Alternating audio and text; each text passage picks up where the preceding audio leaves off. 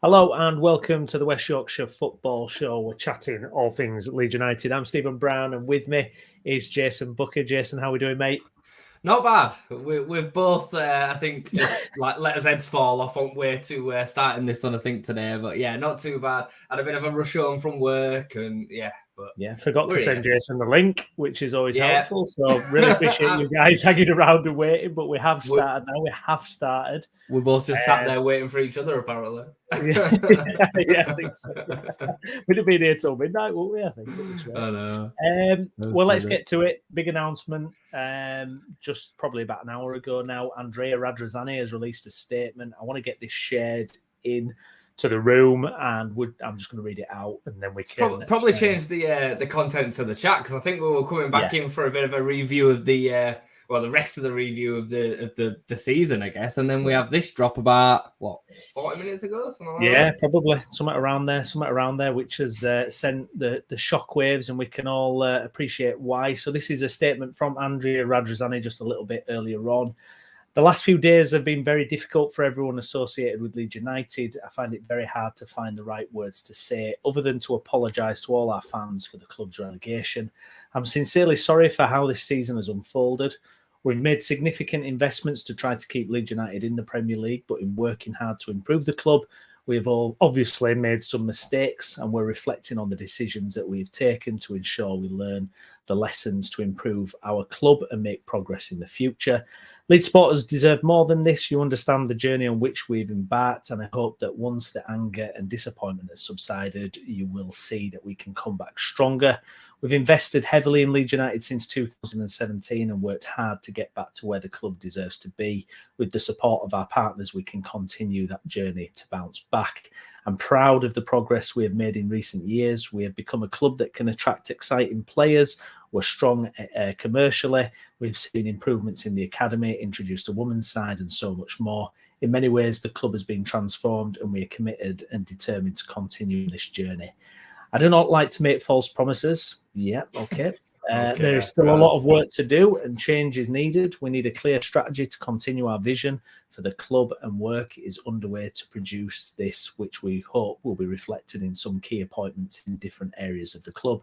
We will keep you all updated throughout the process.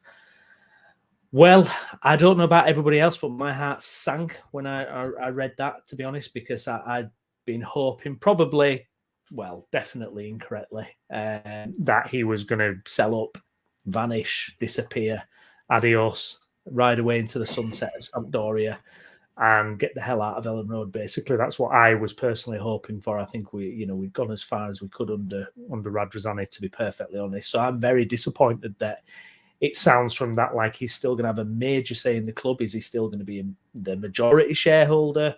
What is going to be the situation going forward? Because we look how this split ownership has worked this past 12 months.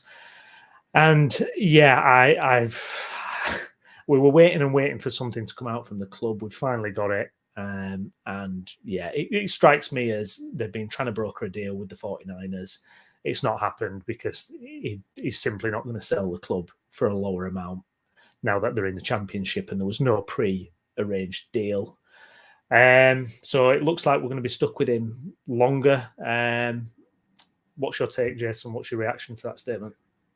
It's a really tricky one to pick apart, because I think you have a situation where, if I was thinking about this the other day as well, if Radz sells a percentage, which then creates the position that the 49ers are majority stakeholders, and the 49ers know that they invest in the team to get promoted, and they do get promoted, but it then leaves Radz in a position where he takes £450 million instead of £175 million. Are they actually being counterproductive in getting us promoted from a position of buying the club out? Right? Do you get where I'm coming from with this? Yeah. So they're technically costing themselves another 200 million in getting us promoted at the first time of asking. So it doesn't make sense for them to then say, yeah, we'll own 50 9% now and you own 40% or whatever, however it'd work out, you own the minority, we'll own the majority, and yeah, we'll pay you another 200 million if we're successful in getting promoted this year. It doesn't make any sense. The more I thought about it, the more I thought, no, that idea won't work because it'll be counterproductive for them to then be successful for a year. So yes. I came to the conclusion in my head that it only made sense if they renegotiated a situation where that was profitable for them. So maybe, they do become majority stakeholders, but the new revised amount that they sell us for is 300 million instead of 400 million, let's just say, throwing figures out there. Or Radz stays in charge for another year and has a stab at getting us back up, in which then the 49ers buy us for the amount that was agreed. Like, they seem to be the only... But the option expires, though, January 2024, so we won't even know if we're up by then, will we? So no. Well, and then he could decide to just stay, if he gets I think that's now voided anyway because he's bought Sampdoria. Yeah.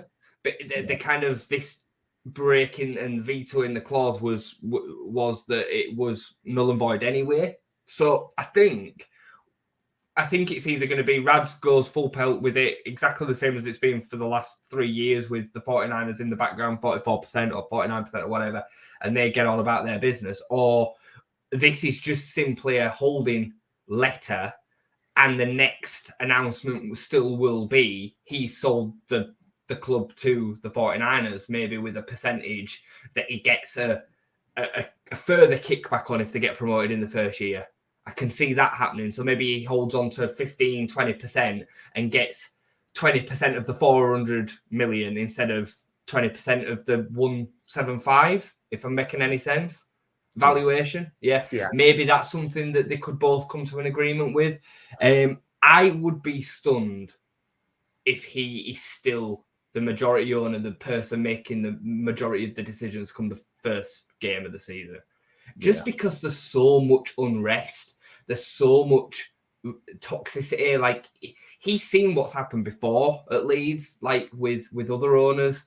It's bordering on going that way in terms of the way that fans feel about him and the situation. So I'd be shocked. And I mean, I don't think he's that cash rich to be able to own two clubs at the same time and properly give this money that he's saying that he would. Like, where's he getting it from? Because he doesn't have it without selling Leeds United. Even if he has been creaming a bit off the top, he's not got enough to be able to just buy Sampdoria, even with this other investment. So where's he getting it from? He must be getting it at the promise that there's a deal going to go through at some point over the next period of time with Leeds United. There has to be. It just has to be for me. So I think it probably leaves us with more questions than answers. Yeah, well, 100%. I mean, to be honest, I'm just fearing the worst. I am absolutely fearing the worst because the thing with Radz is, and I've always been kind of more sympathetic to him than a lot of fans, I think, had been through his tenure. I think I'd really kind of looked at the good stuff, not looked at all the bad stuff, but thought the kind of owner he is compared to what we've had in the past. I thought his time was up. I thought this is the end, really. And you're absolutely right about the toxicity. If he's there at Ellen Road and that first game in the Championship and Bamford starting and Ayling starting and we've got Sam Allardyce in the dugout, which I can see all of those things happening. I think it's just going to be absolutely nuclear war. I really do. Because but I can see it. It's like, you can see this nightmare unfolding in front of you. Everything that's happening, the fact that nothing happened or got announced immediately, the fact that he disappeared off the face of the earth, another club. And then we heard reports he's in America and he's trying to broker a deal. And then all of a sudden we get a statement that, we're going to build this and we're going to do that and we're going to do this. And you've got Allardyce on that podcast who really wants a crack at the Leeds job permanently, clearly, absolutely clearly. And a couple of comments to get through. Please get your comments in as well, guys. Let us know how you feel about the possibility of Radz staying. Also, do like the video as well. Dav, hopefully Radz wants to go and play with his shiny new toy. Skip, evening, mate. Evening, gents. Worries me that we will sell players to keep the cash for Sampdoria, then sell up to the 49ers. Well, who knows? I mean, who knows what the plan is going to be with this? It's a disaster. The problem is that this makes the power struggle even more of a problem because through all this, the 49ers still own 44 or 49%, let's just say 49 for the instance of going back and forward in the percentages, they still own nearly half of the club. So they're not just going to sit back and be like, all right, yeah, okay, we're selling, Willie Gnonto for 20 million. Yeah, all right, you're taking 15 million to Sampdoria, a project in which we've got no involvement in whatsoever. Now, that's not going to happen. So I can understand why fans would maybe think that that'd be a problem. And it probably would be something that Radz would want to do. But the minority stakeholders in the club by a few percent are not going to allow their money to just disappear like that, because it's their asset as well as Radrizzani's. Yeah. So it's really, really worrying. It's really, really worrying. I just hope there's more in the background going on than we think is the case. There has to be. We've got no director of football. We've heard nothing from the 49ers. Our owner has now bought another club to one which he has to fund through the sale of this one. Like, it just makes no sense that it would then be a case that he's going to be sticking around as a majority stakeholder. I struggle to compute it in my head.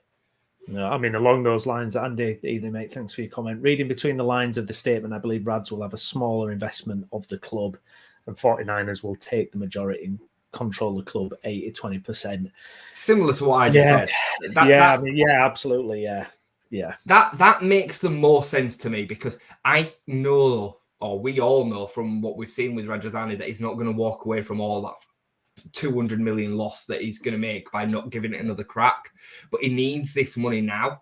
So it makes sense that he would then sell a majority, keep a bit back that he gets a higher amount on if we get promoted next summer. If we don't get promoted, he then sells the 20% for the value of 20% of 175 million instead of 400 million, if that makes any sense. But I think that's what's likely to happen. I think the statement was almost like a pressure statement. Look, you've been totally absent for the last 4 or 5 days.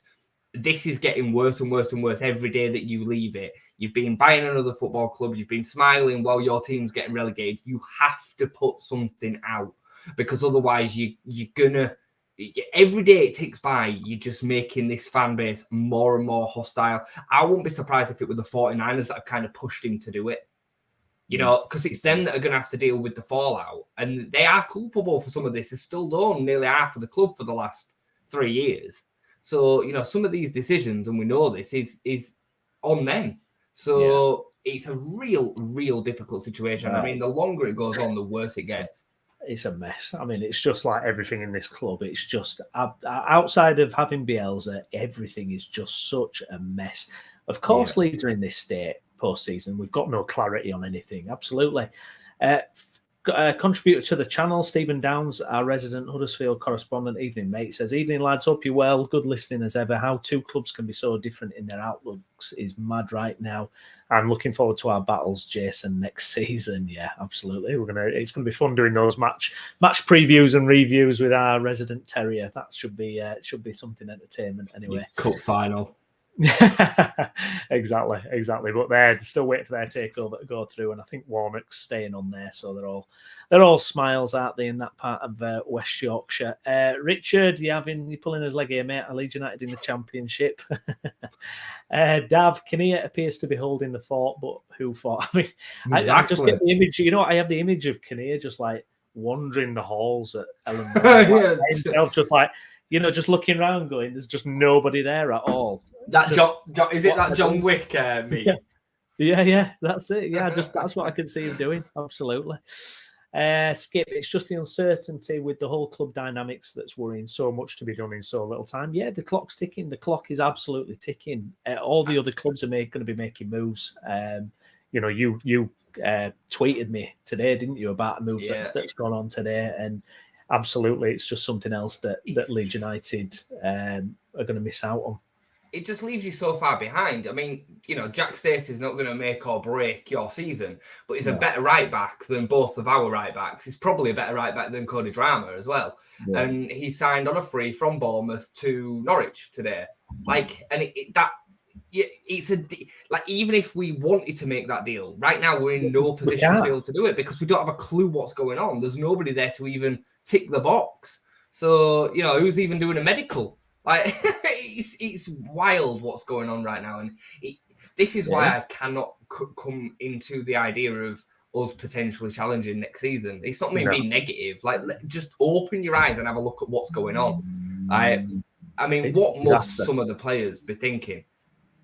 You know, God, yeah, it's every which way you look at it, it's a disaster at the minute, and there's no sugarcoating it. And I think you see these hypothetical team sheets that people put out for next season, and we're gonna chat. We've got parachute payments, so that automatically means we're gonna have a challenge and a run for automatics.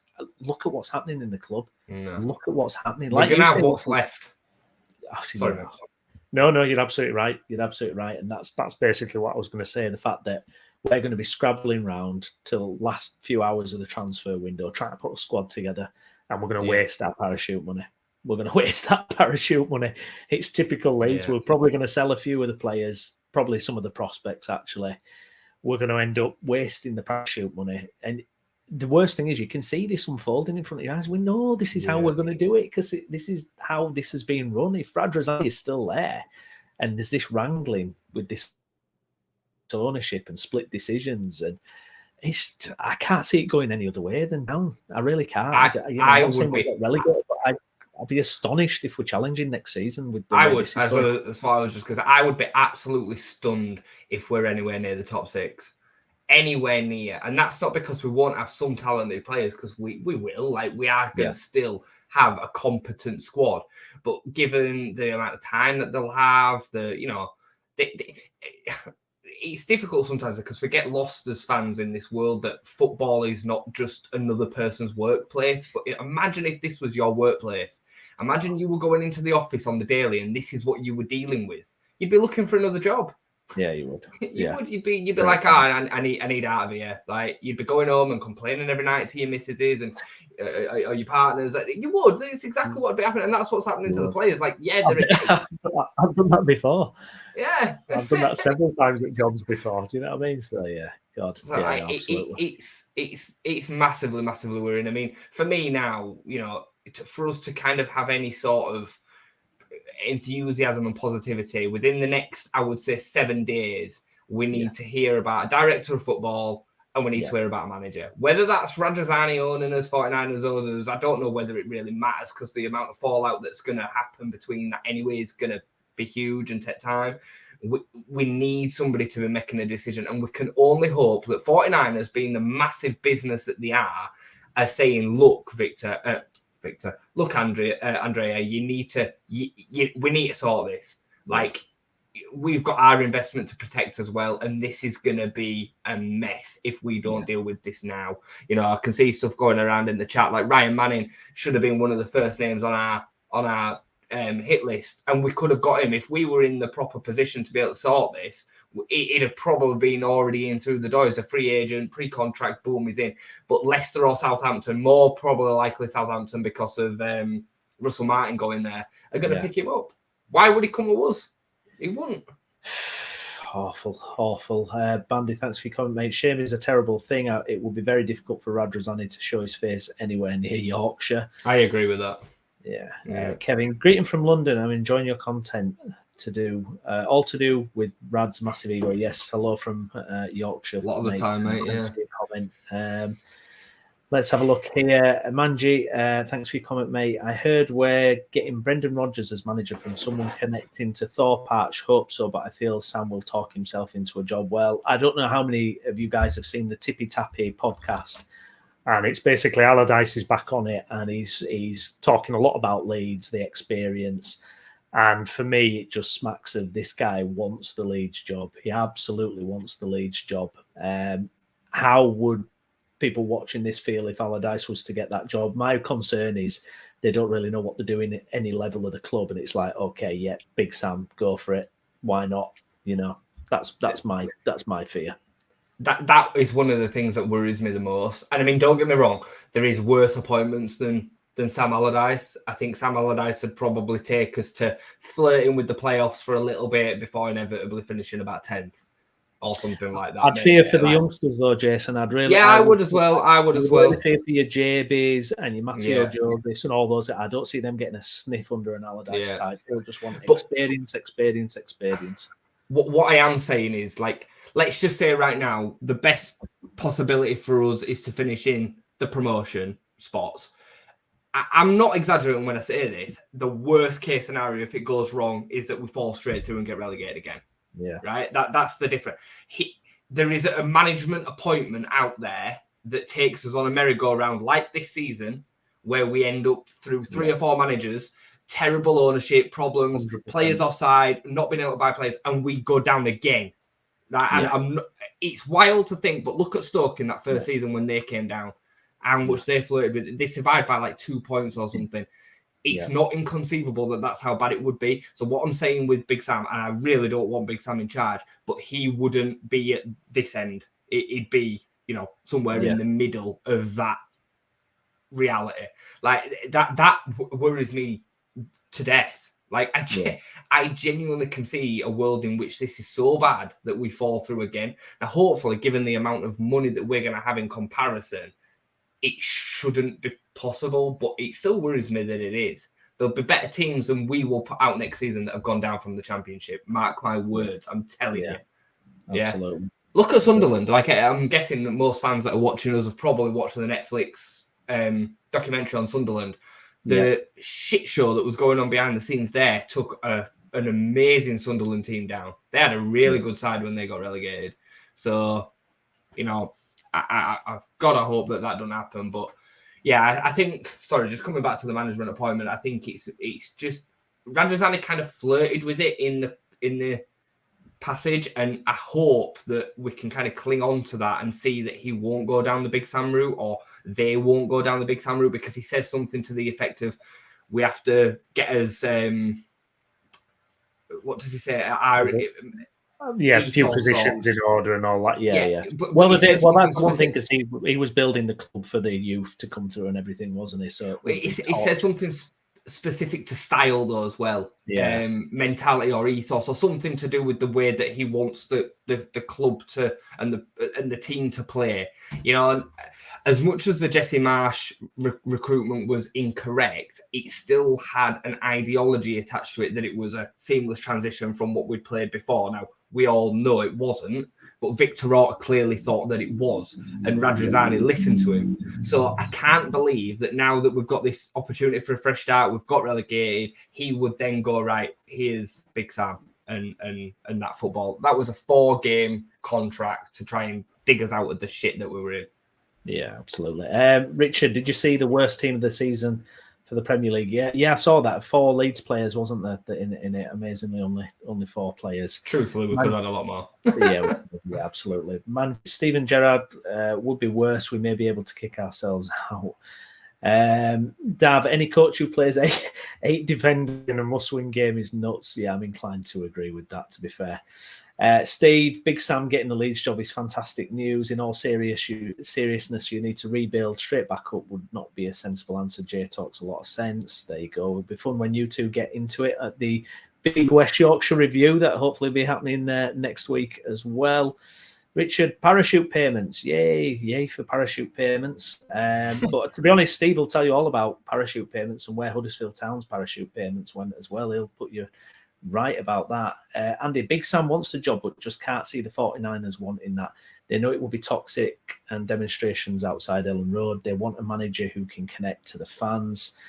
Radz must know the fan backlash will be toxic if he appoints Big Sam. And that shows your problem right there. One person's talking about 49ers not doing it. Other person's talking about Radz not doing it. I mean, who's running the show? Who is running the show? Can you see a genuine reality, though, Brownie, where we start the first game of next season and Radz is the man that we know at the top of the helm? I can't see it. Like, I can see it. Can you? Oh, yeah. I think that statement is just asking for toxicity. Yeah. Oh, I can see the worst scenarios happening all the way, because that's all that's happened outside of Bielsa, really. It's just been terrible, terrible, terrible. And I think would not be surprised at all if it's still Radrizzani as majority. I really do. And I think he's got a brass neck. He has got a brass neck. That statement that has come out, and he says he doesn't like to make promises, and he will simply just switch it. He'll go, right, okay, we've not agreed to deal with the 49ers. I'm back in charge. Right, let's just click it over again. If we then go on to lose, 4 of the first 6 or something, it'll be hounded out, mate. It'll be Chelino style riots outside Ellen Road. Like, it's already closer. I could already imagine a world in which we start the first game of the season with that, because some of the fans are that unhappy. And I think some of the the rest of the fan base still are like, well, he brought in Bielsa. That's it. That's all he's got. Like, he brought in Bielsa. So, I mean, maybe I am being too optimistic with it, but I struggle to believe there's a world in which we start and he's sat there as the man. But you might be right. Like, I expect the worst, mate. Honestly, yeah, no, I hear it. I mean, I said to you all the way up until the end of the season, I said to you that he won't walk away from all this money. Like, and I still believe that is the case. Like, I can't believe that he'll just walk away from the potential to be able to earn more money at the end of one season trying to get back up. But, like, he must know when he sits by himself and he thinks about it properly that Bielsa did that. Yeah. Like, he didn't do it. Yeah, Orta didn't do it. Bielsa did it. So is he going to get that again? It's just, I don't know. I mean, the thing I always give Radz credit for is the fact that Bielsa didn't walk out after 6 weeks. So, that pointed to the fact that they could manage him in terms of how they worked with him. Probably one of the most successful periods Bielsa's had in terms of length of time staying at a club. First of all, he didn't even want to leave, and he'd been there 3.5 years. So they probably just went, right, you do everything, and we'll just back off, and that's what it was. Yeah, that's what I think it was. Radrizzani is not a football man; he's a businessman. No. And Orta absolutely loved Bielsa. It was his idea, and all the rest of it. And I think they just went, okay, there you go. Tell us what you want, and we will do it. And to be fair to him, they backed him with anything that they asked for, anything he asked for, really, from training ground to to players. Like, we have to remember, like, we are not sat here as an angry fan base based on the fact that they have not spent money, because they have spent money. Like, not one of us can say that the 49ers, the club, the whole ownership, 49ers included, have not spent money. It's the way that they've spent it, the communication, some of the decision making, arrogance, the posts on social media, things that they've said. It's all them things, along with the recruitment and how badly planned a lot of that has been. I mean, Victor Orta should have been sacked months and months ago. He should have been sacked when the JKA thing first stung us, and the money got put forward for the club. Never forget what's then happened after that with his wages. So, yeah, ramble. Absolutely. Yeah, David, thanks for your comment. Season ticket holders like me conned into early renewal. Radz put 2 increases in 2 seasons. When is the 10% refund likely? We are going to be watching Dad's Army. I know, I feel for you, mate. I do. What about the 49ers in all this then, Jason? Because I feel like the spotlight's on them increasingly as this rumbles on. And I get the feeling that, judging by, what people are saying on social media, that actually people are starting to get a little bit fed up with their contribution, lack of contribution, the fact that, they've had a hand in a lot of bad decisions, you could argue, this season as well. What's your thoughts with the 49ers at the moment? I think there's a bit of a world here, though, in which we are stuck in between comparing the way that they behave and react and the way that Radrizzani behaves and reacts. So owners don't normally get heard of.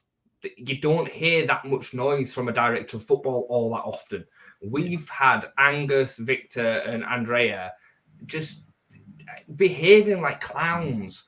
And so then what we're doing is we're looking at the 49ers, not saying or doing anything, and go, well, where are they? Why are they not saying or doing anything? Well, that's how professional big businessmen and women behave.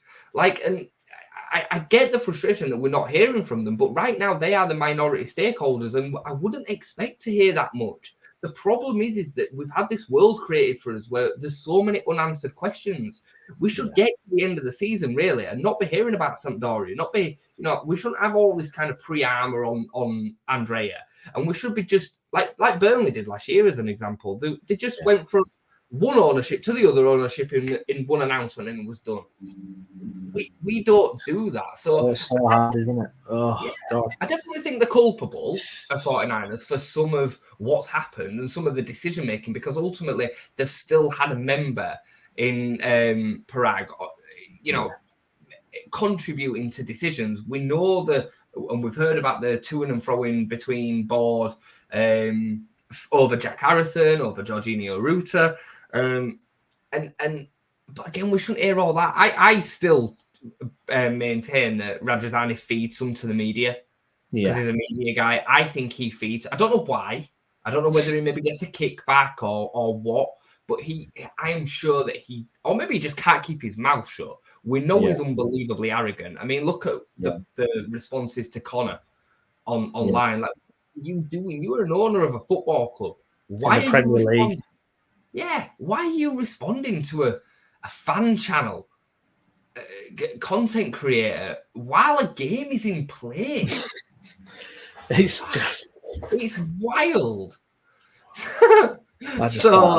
Jesus, my word. So that's my take on the 49ers. What do you think? I'm interested in your the 49ers, I thought they were going to be the knights in shining armor. I thought they were the ones who were going to come over the hill and basically take us up to the next level in terms of investment, stadium rebuild. I thought we'd be able to compete, towards that top 10 of the Premier League with those guys in. But as kind of time's rumbled on, I feel like they've tried to have more input this season. Obviously, since they increased the share, you could see that there was a bit of wrangling going on. Yeah.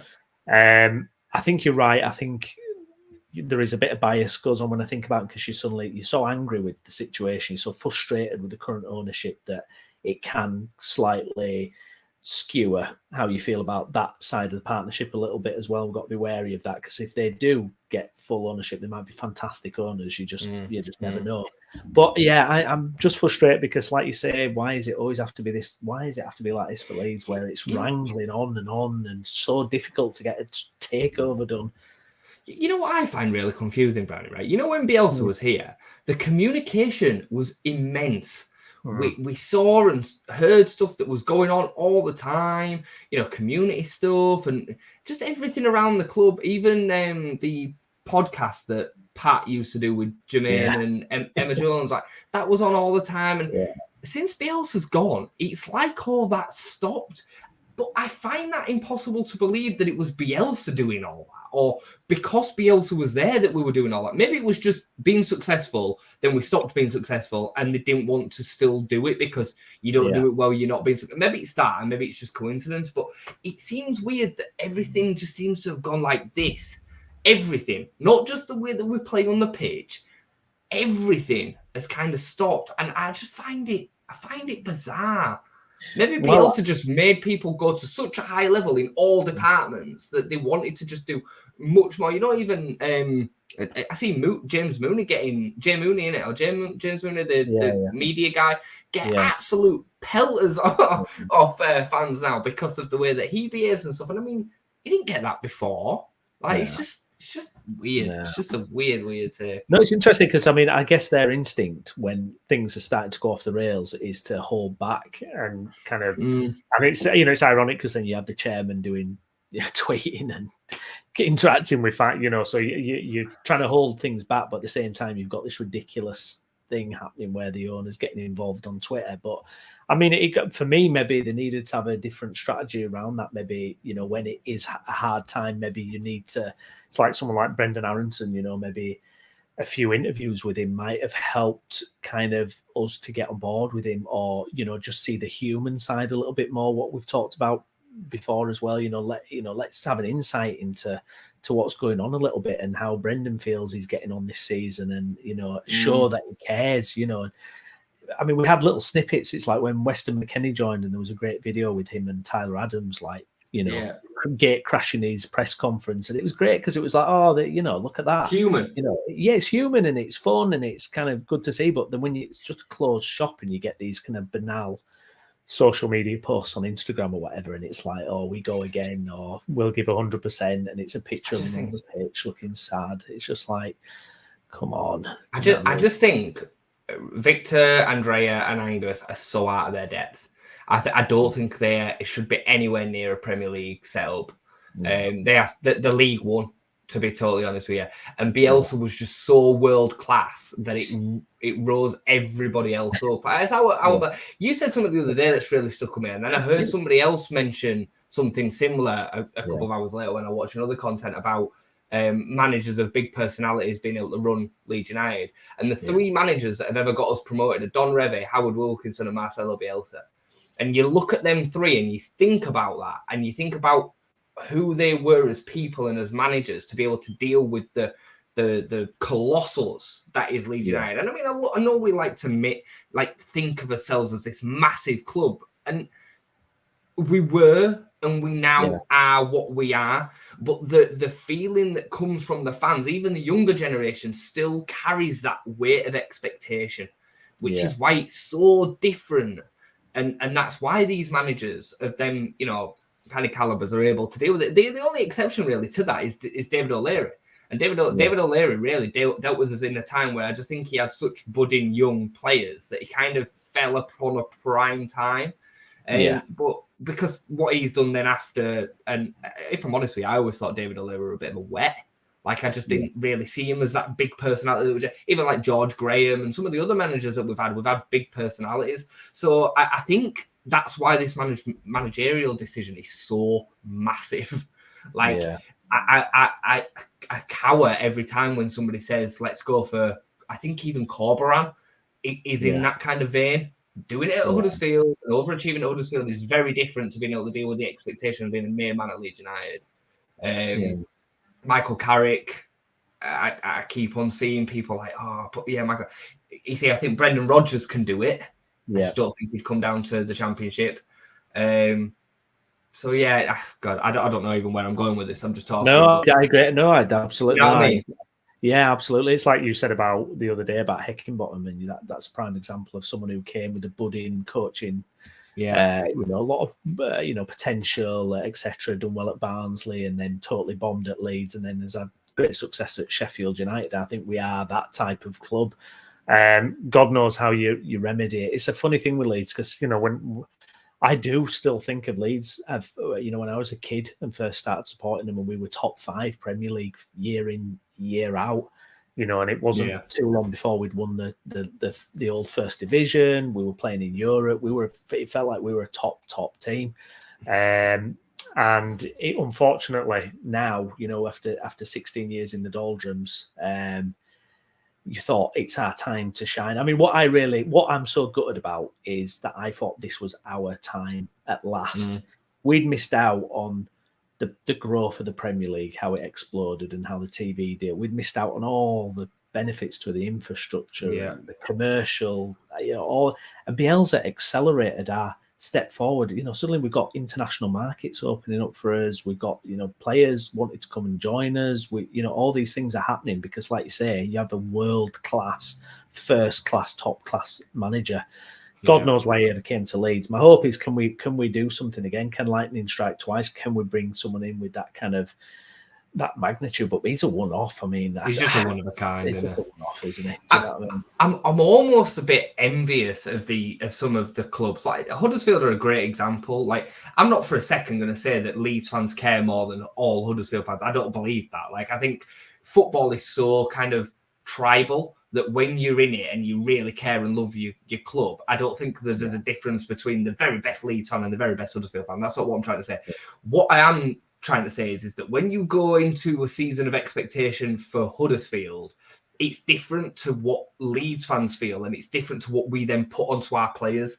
I have seen some of the very best players to ever play in the Championship crumble under that shirt, whereas I know if they were in a Huddersfield shirt, they wouldn't do it. It just won't be like that. I remember the League One days. I mean, getting out of League One took us 3 seasons. And some of the players that we had come through the doors that had absolutely banged in performances at Championship. I tell you one that comes right to mind. Do you remember Andy Robinson? Yeah. Little bald-headed lad that we got from Swansea. Yeah, God, yeah. They won the league in League One. He had the opportunity to go and play in the Championship. He was their main man, or one of their main men. He rejected the contract, came down to Leeds, and played another season in League One, and he was awful. It was terrible, and he could never replicate it. No. And it's like that throughout, I'd say, my last 15, 20 years. Yeah. And it makes it so difficult for everything associated to Leeds United. That's why I've got no enthusiasm for this season at the moment, especially with all the background noise and the problems that's going on as well. Yeah. No, absolutely. Steve, it was the same at Town. No communication for ages when things were bad. It's all about egos. When things go well, everyone is in on it. When bad, people hide. It's easy to see who is fake and real. Yeah, absolutely. Bandy, forgive my ignorance, but what on earth does Angus Kinnear give us? Well, I mean, he's CEO, isn't he? I mean, I don't know. I don't know the particulars of the job. Really, it seems like I don't know. He's supposed to pull together plans about stadium redevelopment and sort out season ticket renewals, and I don't know. But I ain't got he was one of the amigos, wasn't he? Well, the only thing with Kinnear really was the programme notes.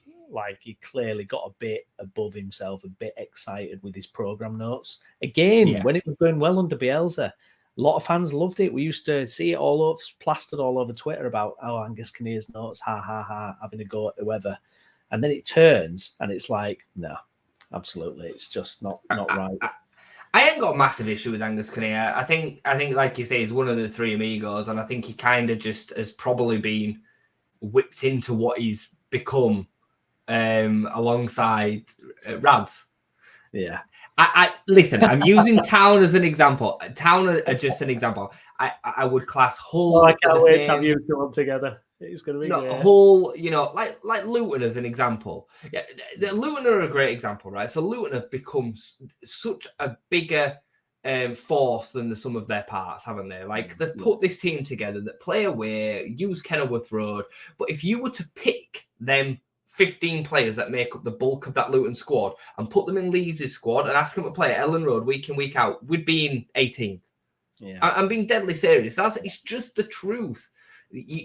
Give Rob Edwards the job at Leeds United, he wouldn't be able to put together it in the same way, because it's just different. I'm not poking at Huddersfield when I say that. I'm poking at all clubs that kind of, I'm almost, like I say, I'm almost jealous of it, because it makes it so unenjoyable. The season that we got promoted,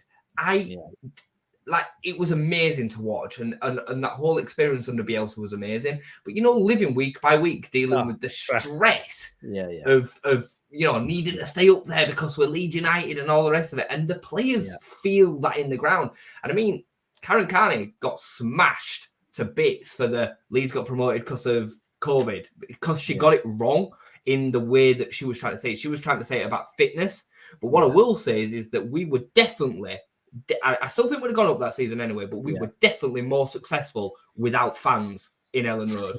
I'm telling you, because the players, especially the championship players that we had, and the championship players that we've still got, were able to perform mentally better without the pressure of them being there. I'm convinced of that. Patrick Bamford's the prime example of that. He's a very, very good footballer, but mentally can't deal with the pressure. Yeah, no, absolutely. This is what annoys me as well. When you've seen Newcastle get relegated and they go straight back up, and West Ham go down, they go straight back up, and you just think, why can't we do that? Why can't we have that power? I remember when Newcastle went down the first time, and they just absolutely stormed right back up. You just think, it's just not Leeds, is it? Especially not with the kind of mess of the situation now. I mean, part of me thinks, should we have just stuck it out with Marsh? Fucking hell. Listen. No, but you know what I mean? I'm just like, I don't know. Should we have just kept Marsh all this time? Can you imagine how toxic it'd have got? Can you imagine how toxic it'd have been? I mean, listen, he's probably the best manager we've had this season, and the football that we've had this season, it's all been crap, but the best of it was probably while he was there. Well, what I mean is, it felt more normal in a way when I know what you mean, because it felt like a project. Still, it still felt like under the guise of the wheels aren't falling off yet. Yeah, like, I know what you mean. Part of the plan under him, whereas when he left, it was like Javi Gracia, and then that collapses, and then Allardyce, and then you're gone, and you've no semblance of what you are. Like, I still think would have gone down under Jesse Marsch, but one thing I will say in defence of Jesse Marsch, he was still let down by recruitment. He had players bought for him, but he didn't have enough.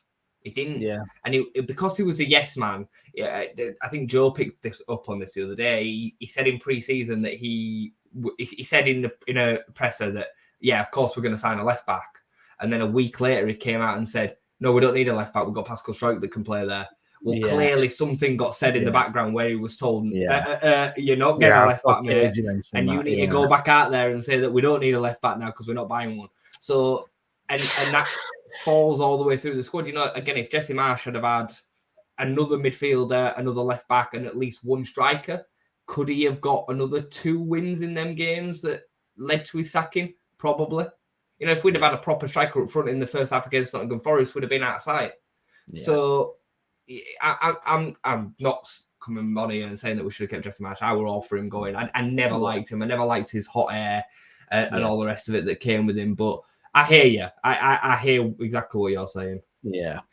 Bandy, many people think it's about the players because they do the work. However, believe me, the coach is the biggest thing for us. Yeah, I mean, it's hard not to, hard not to agree with that, really, when we've had proof of the pudding in Bielsa there, really. Players were a lot fitter, obviously, under MB. They were, that hurts my mind the most. The fitness thing is just crushing. Wild. When we were top of the charts, outrunning everyone, and to drop so far off, it's so frustrating. It really is. Andy, if you get a world-class coach, then players improve and perform. That's why this appointment is vital. Well, let me have a look briefly at the Leeds United manager betting odds. Now, I know Sam was still favourite. Yeah, there's certain Mr. Gerrard that seems to be... not Gerrard, not Vieira. Please, up. No. Yeah, Gerrard Rodgers 6-1. Lee Bowyer's in there. Not Lee Bowyer. Oh God, Skabala. Not Skabala. Wow. Don't be silly. Can you imagine Skabala taking that over? Benita Company. Forget that. Jeez, who puts this list together? Scotty Parker. Oh my God. Hassan Huttel. I'd rather Scott Parker than Gerardo Vieira, though. I'm just going to put that out there. I can't stand Scott Parker as a manager, but I'd have him over Gerrard and Vieira. At least he's led to difficult situations to promotion in the Championship. At least he has a little bit of something. I'm telling you, the more I think about it, the more I would love Darren Moore. Like, I just think it makes sense. Yeah. I don't think it'll happen. I'm just playing, Football Manager, I guess, with it. But I just think it makes a lot of sense. I just think it makes a lot of sense. He plays an attractive type of football. He sticks to a certain brand that he wants to play. He's dealt with a big fish in Sheffield Wednesday. He did a good job at West Brom and was unfairly sacked. I just think he'd do a good job. But I can see Vieira all over it, mate. I can see Vieira all over it. Yeah, He's God help us if that happens. Bandy nonsense. Michael Skabala was our best coach this season. The fish-eyed fool, Jesse Marsch, was the start of our downfall. There we go. It's a game of opinions, isn't it? I mean, he weren't, Bandy. He weren't. I mean, Skabala gave a good performance away at Scum, and then okay-ish performance against Scum at home, and then a horrendous performance away at Everton. Like, it's easy to forget that. And if players can't get up for playing Manchester United away as a Leeds United player, then you're screwed. Like, all he did was send 11 players. He'd only had, 2 days. And we weren't in the worst place in the world. We weren't like we were then 3 months later when, Sam took over or whatever. Like, it was a totally different kettle of fish. So, no, Skabala would have taken us down a lot earlier if he'd have stayed in charge. I feel convinced of that. I think, I will maintain that the problem with the whole situation was we sacked Marsch too late. Yeah. When we then did sack him, we didn't do any due diligence, and we just expected to be able to walk up to Rayo Vallecano and go, "We're taking your manager," or Feyenoord, "We're taking your manager." It's unrealistic arrogance again, and we then left ourselves in a situation where we were pretty screwed. Like, we were pretty screwed. Nobody wanted to come, and we had to give it to the first man that said yes. Yeah. So, yeah. I mean, this is why when people are on about going down to the Championship will be good, it's where it's not, because if we'd have still had Premier League football, who knows, Gallardo, maybe even Slot then, if you've got Premier League football, I know he turned down the Spurs job, but, if you've got Premier League football, then it's a different prospect, and we might have been able to get those really exciting managers in, but there we go. Let me just say on that, Brandy, just quickly. You're 100% right, and I am convinced that the sale would have gone like that. If we'd have stayed up, the sale would have gone straight through, and I feel almost certain that we would have ended up already with Potter or Rodgers. I think they would already be through the door if we'd have stayed up. That's why I'm the same as you. I don't buy into this all. Oh, it's good to have a reset and good this season in the Championship. No, I don't agree in the slightest. No, exactly. Skip, maybe a long shot, but heard about Knutson at Bodo Glimt. Well, I mean, he's I think Connor, he likes him and he really rates him. He's mentioned him for a while. I've heard a bit about him. Yeah, I've heard a bit about him. So let's have a look at the squad, Jason. I'm going to give you some names. I'm going to go through each kind of position, each player. I want to get your take on whether they should stay, go, buy, sell, extend the contract, or kick them out the door. Let's start in the goalkeepers then. So we've got Melier, we've got Robles. What do you think, mate? Can you see both staying, one going? Is it time for Meslier to go, or? I cannot, for the life of me, see Ilan Melier staying. I think, unfortunately, stock has dropped significantly, and where we would have probably got 30 to 35 million 18 months ago, we probably now are lucky to get 15, maybe 20, something like that, maybe with a big sell-on fee. But I think he'll go. I think it's the right time for him to go for him as well, truthfully. I think he'd benefit from a move. I can imagine Robles staying, but his contract expires. It was only a 1-year deal, and as I said to you the other day, he only signed a 1-year deal, so his contract actually expires at the end of the season, I believe. Anyway, so I would imagine that we'll see 2 new goalkeepers come in. Robles was on 50 grand a week. By the way, as a number 2 goalkeeper who played 4 games or whatever. And I said this to you the other day, the life of a backup goalkeeper is very different to the life of a number 1 goalkeeper. You only sign Joe Robles on that kind of money if he's going to be a number 1. And does he actually even want to be a number 1? I'm not sure. Like, some keepers would probably thrive off that at his later stages of his career, but he's probably become quite accustomed to sitting on the bench and being there as somebody to come off the bench. So I'm not sure. I would imagine that another Premier League club in the bottom 8 would be quite happy to pick him up on similar wages to what he got paid in the Premiership at Leeds. So I would imagine two new goalkeepers. Yeah, absolutely. In the chat, by the way, join in. Let us know what you think of these players. Should they be staying or should they be going? Also, please like the videos as well there. I don't want to knock you off track, and we'll carry on doing this, but I just thought I'd tell you this quickly. So, I've got a friend that works at Leeds. I keep on badgering him for information, and he says at the moment it's all quiet on the Western Front, mate, which is really concerning. So I said, well, who's instructing recruitment? And he said Craig Dean for the time being.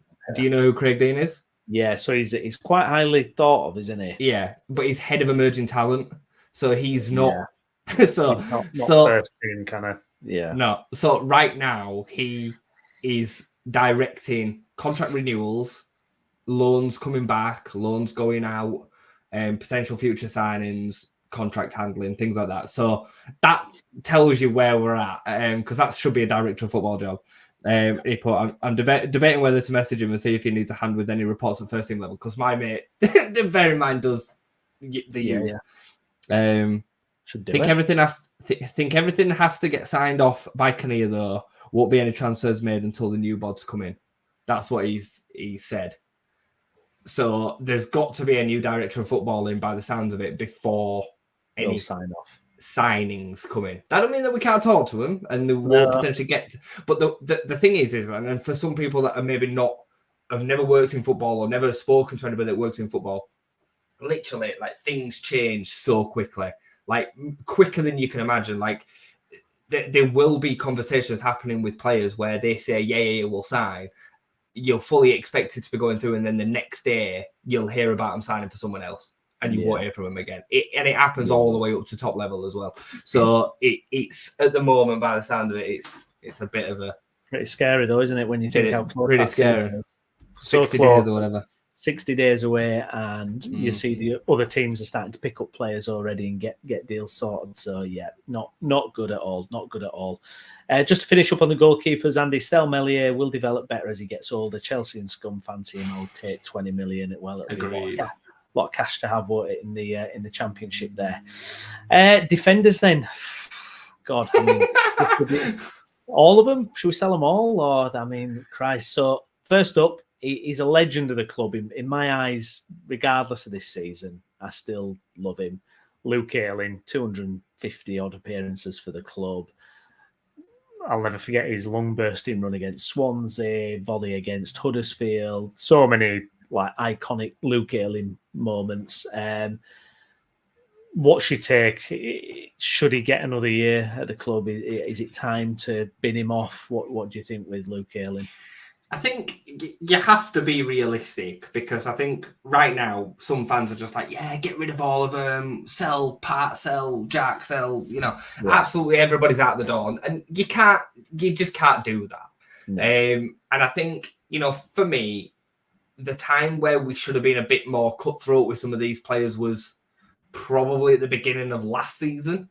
Luke probably should have got moved on and gone and had a good career back at Bristol City again in the Championship. They're not being horrible. It's just the truth. Like, but I think now we're in a position where I think Luke and Coops, especially, I think are probably quite valuable for next season. I can't imagine a world in which it would be better that we turf them out, because we're not going to get any money for them. It's not like we're selling a Melier and getting 10, 15 million quid. You're going to have to release them probably on a free. You might even have to pay the contract up. So I just can't see it being beneficial. And I don't think either of them are bad eggs. I just think they need to be managed properly. That kind of gives you my answer on that. That doesn't mean that I want Luke Ayling to be our starting right back. No. I hope that goes to Cody Drameh. And if it don't go to Drameh, I hope we sign another right back. Yeah. Yeah, no, absolutely. Skip, if Drameh does come back, then keep him and play him from the bench. There's a comment here, David, just moving on. Bookies making his second favourites to be promoted. Do the bookies know something we don't? I had a mate say this to me the other day about the bookies, because I'm like, listen, we'll do well to finish top half. And he was like, I'll bet you 50 quid that we finish top half. And I was like, look, there's a lot to go yet, and I'm not betting on my own team to do poorly. Like, I don't want that to be the existence. But you've got to bear in mind, David, that for a bookie's perspective, they just see it as relegated team, most money, finish top two. That's it right now, because we've got no logic to go on. So if you, that's how the bookies see it right now. They've got Ipswich in 5th as well, which is weird. Got Ipswich as 5th favourites to go get promoted, and they've just got promoted from League One. So no, I won't buy anything in that, really. Yeah, no, absolutely. Junior Firpo. No.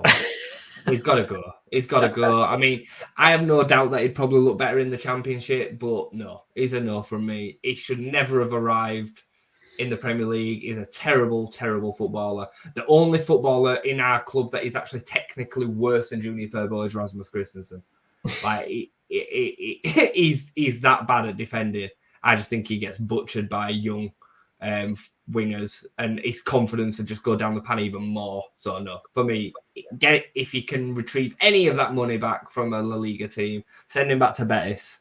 Yeah, absolutely.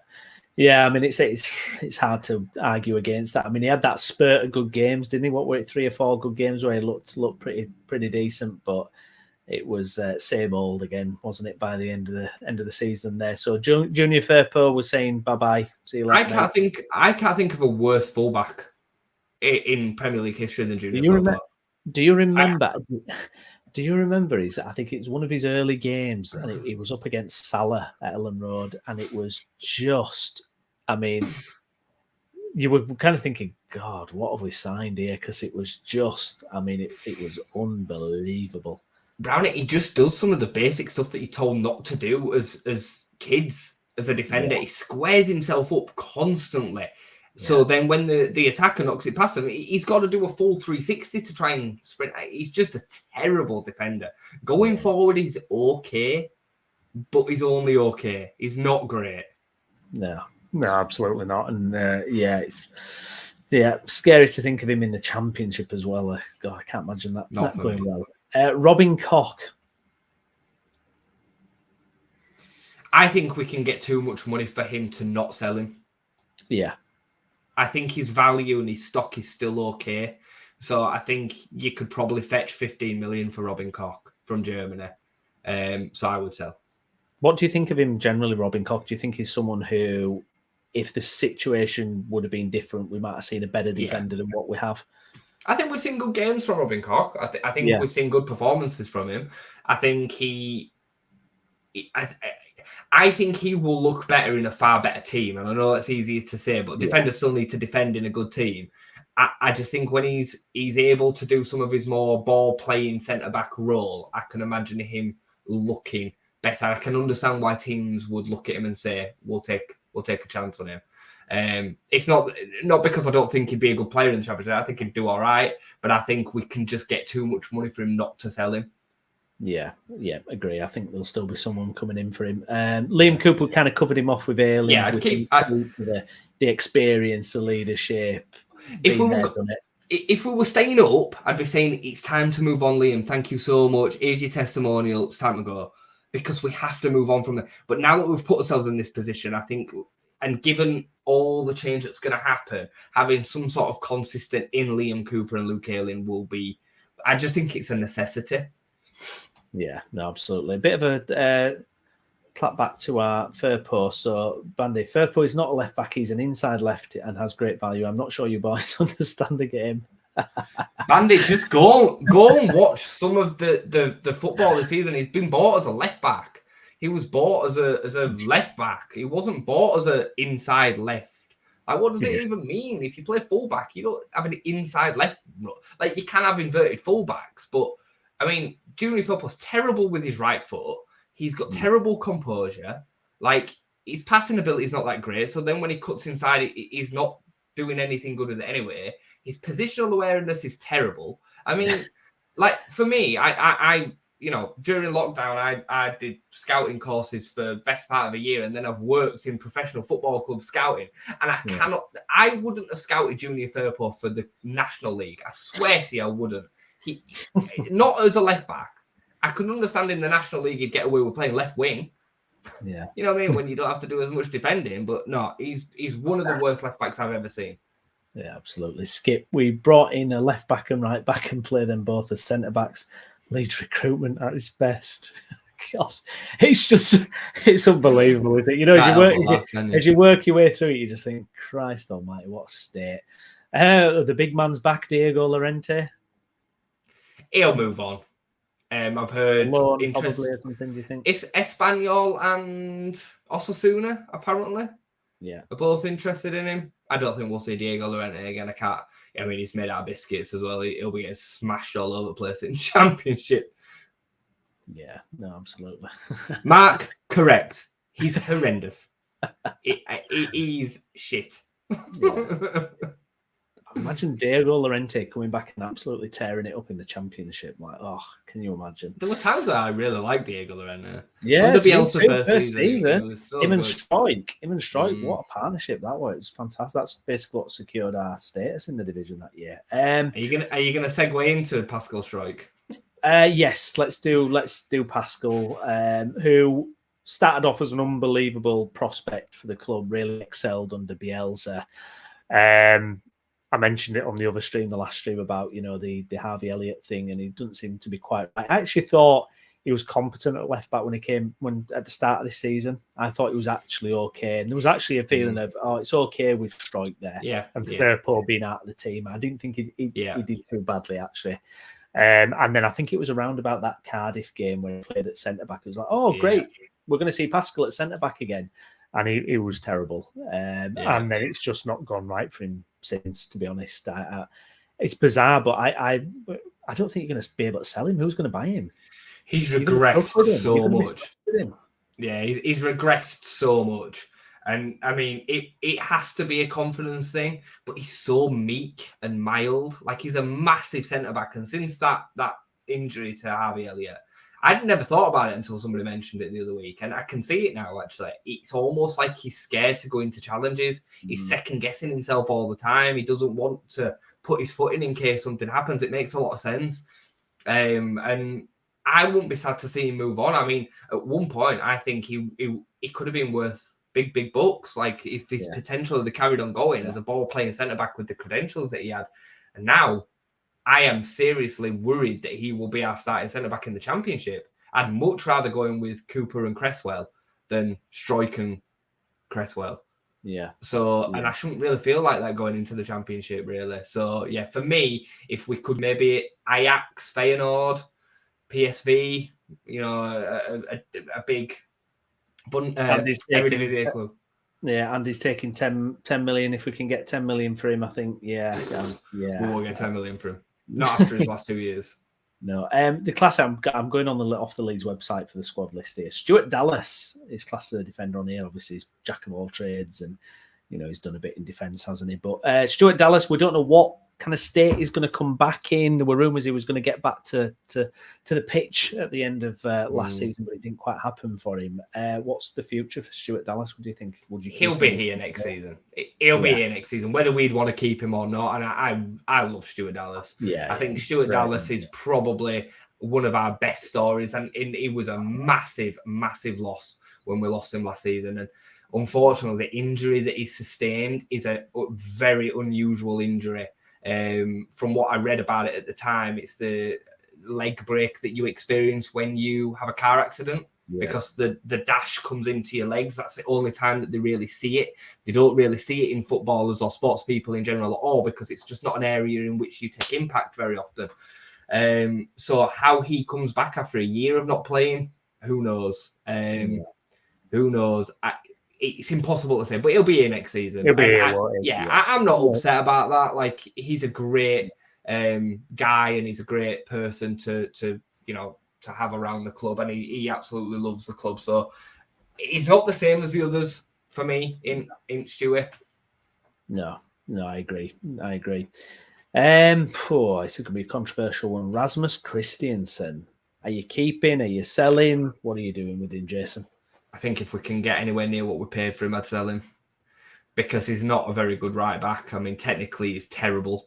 I think nowadays you have attacking fullbacks, and he's just not that at all. And he's shown himself to be a better centre back than a right back, and that's a problem in itself. Because, I mean, would anybody really want to go into the new season with Rasmus Christensen as a starting centre back? Not for me. So I think, again, if we can find anywhere near the amount of money that we paid for him, I know we paid 10 million for him, between 6 and 8 million, I'd take it. I would. No, absolutely. The disabled team, hi gentlemen, first time listeners, and like what I hear, welcome along. Thank you for watching. I see the disabled team in cages from time to time. Nice to have you. Good stuff. All are welcome. Apart from that Man United fan from the other day. He could stay out. If we see him anywhere near. Rasmus, part of me's thinking, can he do a job in the Championship? But probably. But I think if you can recoup your kind of fee, then do it if you can. Max Verber, who was someone that came in and took quite an important role straight away, and when he got injured, it was a bit of a hammer blow at the time it happened. I think you keep him, but I think, are we going to be able to keep him is probably the most pertinent thing. Do you think there will be an offer for Max? I think there's a world in which we can keep Max. I think there'll be interest in him. I can imagine, I said this to you the other day, that Salzburg would be very happy to take him back for a couple of million less than what they sold him for. So they made a bit of a profit and they get their captain back. I can definitely imagine a world in which that makes a lot of sense. If he wants to go back, maybe that's something that he explores. But I think he signed a 5-year deal. And I can imagine, he's given a lot. He can play left back. He can play centre back. I think that's not a bad shout. He could be told, look, you could be the captain. And I think there's another person that we're going to talk about that could maybe go to as well. But I definitely can see a world in which Werber is a stayer. He's got a bit of an injury record as well. So a team's going to want to take a chance with him. But I would certainly be very happy if we have new left back, Werber, Cresswell, Drame, or new right back. Yeah. I could certainly see that being a successful partnership in the Championship. Absolutely, yeah. Mark Jones, give Werber a good pre-season, possible captain. Yeah, I think the good pre-season's critical, isn't it? Get that fitness sorted out from the off. Dav Webber started well but faded. Yeah, I think he's been injured, mate. Yeah, I do. Yeah, I do. Yeah, I think he's been carrying a knock and he's been desperate to play. You watch him running them last few games and he's running through treacle. You can tell that he's struggling to move properly. In my opinion, I could be wrong. I don't know that. Yeah, and if Werber does have some qualities, and with better defenders around him, he would improve. Allison, we're going to need a strong squad. 2 games in a week. It's a physical league. Yeah, exactly. Got to get these. Spot on. And that does make players like Max Werber a bit of a risk because half the team are vulnerable, aren't they, with the injuries? Yeah. Not good. So I mean, just out of the defenders and goalkeepers, Jason, we're only saying we're going to probably keep Ayling, Cooper, Werber, Dallas. 4 out of the but then you're also adding in Leo Hjelde, Charlie Cresswell, and Cody Drame, and we don't know what's happening with Drame at the moment. Well, because we're moving on to midfielders, someone that just crossed my mind today. What about Shackleton, Jamie Shackleton? He's not had the best loan at Millwall, but he's a year older. He has had a bit more first-team football. Is there a space for someone like Jamie Shacks to actually have a future at Leeds now that we're not actually in the Premier League anymore? You know what, Brownie? We need a psychology check in what we know as being normal and expectant. And the fact is that we should have players that don't make the matchday squad sometimes that are still good enough for the matchday squad. And if Jamie Shackleton's one of them, then Jamie Shackleton's one of them. Like, I'm sick of, and don't get me wrong, kids and make out bulks of all squads, but we have been constantly in a position now for 4 years where we lose 2 or 3 players from the squad and we are screwed for options. We're stuck with, I made the point to you a couple of times that Jeremiah Mullen's been on the bench for the last 2 or 3 games. Yeah. Why? He's filling a spot and never going to come on because we haven't got anybody else that they've been deemed as good enough. So these players like Jamie Shackleton, I think are really important for squads. You give them game time in the cups. If they're on the bench and they prove themselves and they play well, then they get back in the side. Like, I'm all for it. I think we need to bulk this squad out more with players like that are understanding of their role within the squad. Yeah, absolutely. Mark, thank you for your sub, mate. Another good addition to the Leeds YouTubers. Cheers, pal. Okay, so some of the guys that are here, interesting one straight away. Adam Forshaw. What are you doing with him, Jason? I've been losing it at people saying that we should keep Adam Forshaw. I've been losing it. Like, and I know I've just made this point about Coops and Ayling. They're different. They're not 3 years missing because of a really, really bad injury. I get the romanticism for it. And my word, has that guy done incredibly well to be able to come back and play Premier League football. Man, I have got so much respect for him. But we are not a charity. And Adam Forshaw being our best midfielder over this few weeks, which he has been, is just a damning indictment of our recruitment policy. So for me, I think we have to say, thank you, and he says thank you for giving me another 2 years that really he probably shouldn't have had. And we have looked after him as a bit of charity in the nicest possible way we have. So for me, I would cut that one and look to improve that position within the team. Personally, I can understand him being kept around as a backup option, but what does it say about where we're going and what we want him to do? Is he going to be good enough to play in the Premier League when we get promoted? If that's what we'd hope to do after season 1, no, he's not. So for me, no. It's not like he's got another year on his deal either. Like if he had a year's contract to go, like Ayling and Cooper, it's a bit of a different conversation. But for me, I just think it's a really bad angle to look at. No. Yeah.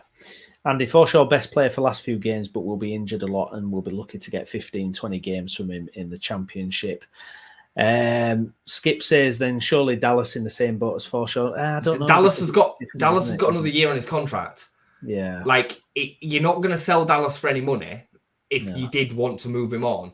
And it's different because he's coming back from the injury. Nobody's going to buy him.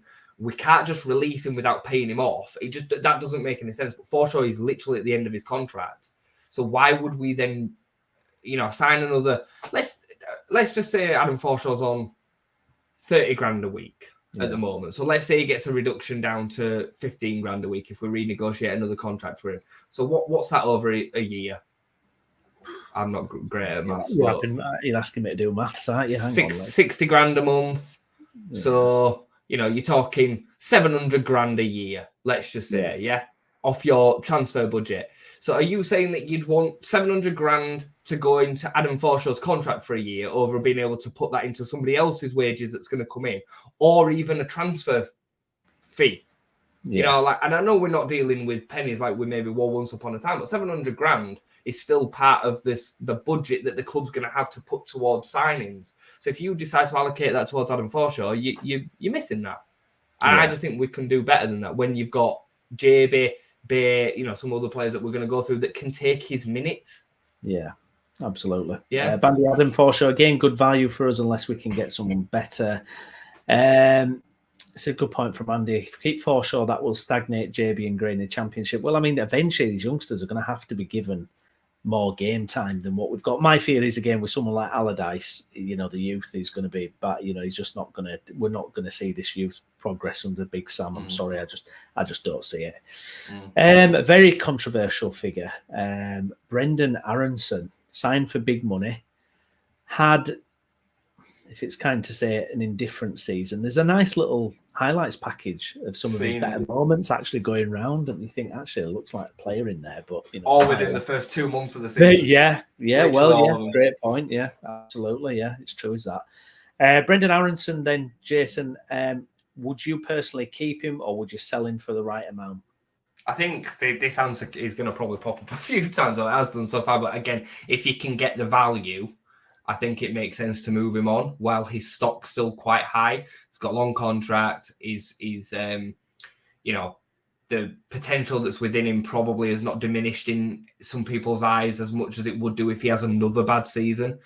So I would say, we paid 25 million for him. If we can get 15 to 20 million for him, I would probably say move him on.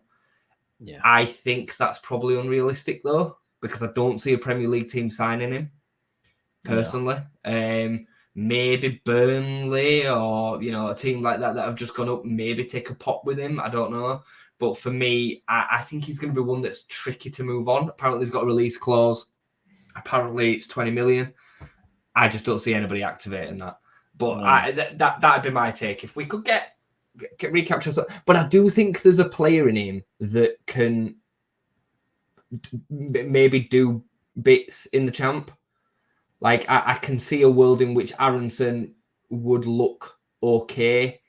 That's not good enough, really, is it, to look okay? But, you know what I mean? Like, I can see him being able to impress on games more than he has done this season. What would you do? What does he need, Aronson? I mean, I look at him and he has some nice flicks, some nice tricks. I mean, everyone talks about the physicality, obviously, but, there's plenty of players out there that are... Of course there is. Strong and all this kind of stuff, Modric and all these guys, they're not kind of big physically, people like that. But I mean, what needs to happen with Aronson? Because I still think there's a talented player in there. I really do. I think there is a talented player in there. I think there's a way of unlocking it. And I just think Leeds is just such a shambles that it just nobody can really flourish in it. I think there's just been so much go wrong this season that it's kind of kicked anybody that's kind of had the potential to show some ability has kind of had it drained out of them. Weston McKennie is a great example of that, in that he's clearly not a bad player. The guy's played 100 times for Juventus. He's not a mug, and yet most of the time when he played for us, he just looked like a fish out of water. And I just think there's so much that's gone into it, which is why the overseeing of the club and the board and the management decision is so vital, because some of these players, the value that's attached to them, the assets that we bought, they're just diminishing because of how they're then performing on the pitch. So I think Harrison's a massive victim of that. He's had a big upheaval as well. He's had a lot to contend with this year. Been played all over the place, different positions, then couldn't get back in the team. And, new language, new culture, new environment. Yeah. It's a big step up from Austria to the Premier League. He shouldn't have been playing as many games as what he was doing at the beginning of the season. He should have been coming in and playing, 10 minutes here, 15 minutes there, odd start. But we were expecting him to play every game and be this replacement for Pablo Hernandez that we'd been waiting for. Yeah. You know what I mean? So, and that was, again, bad recruitment. We should have had a ready-made number 10. And Aronson should have been White or someone like that. Morgan Gibbs. I mean, yeah. Just another kick in the where, isn't it? Really. Yeah. Up next, then Matt Rocker. He'll look good in a better team, but he's going to leave, and he should leave. And I think the good thing with Matt Rocker is because we didn't pay very much for him, I think we'll get all of his money back. I think if anything, I can imagine that we'll probably make a profit on Matt Rocker, just because he's had game time and people will evaluate him on the player that Bayern Munich bought and the one that played for Espanyol more than the one that struggled in a Leeds team. He will pick up a decent move to La Liga, I would imagine. Yeah. But I don't think he's right for a season in the Championship, so I'd sell him. No. Next up on the midfielders list, obviously slightly more attacking role, but it's split between defenders, midfielders and strikers. Somerville, Crescencio Somerville.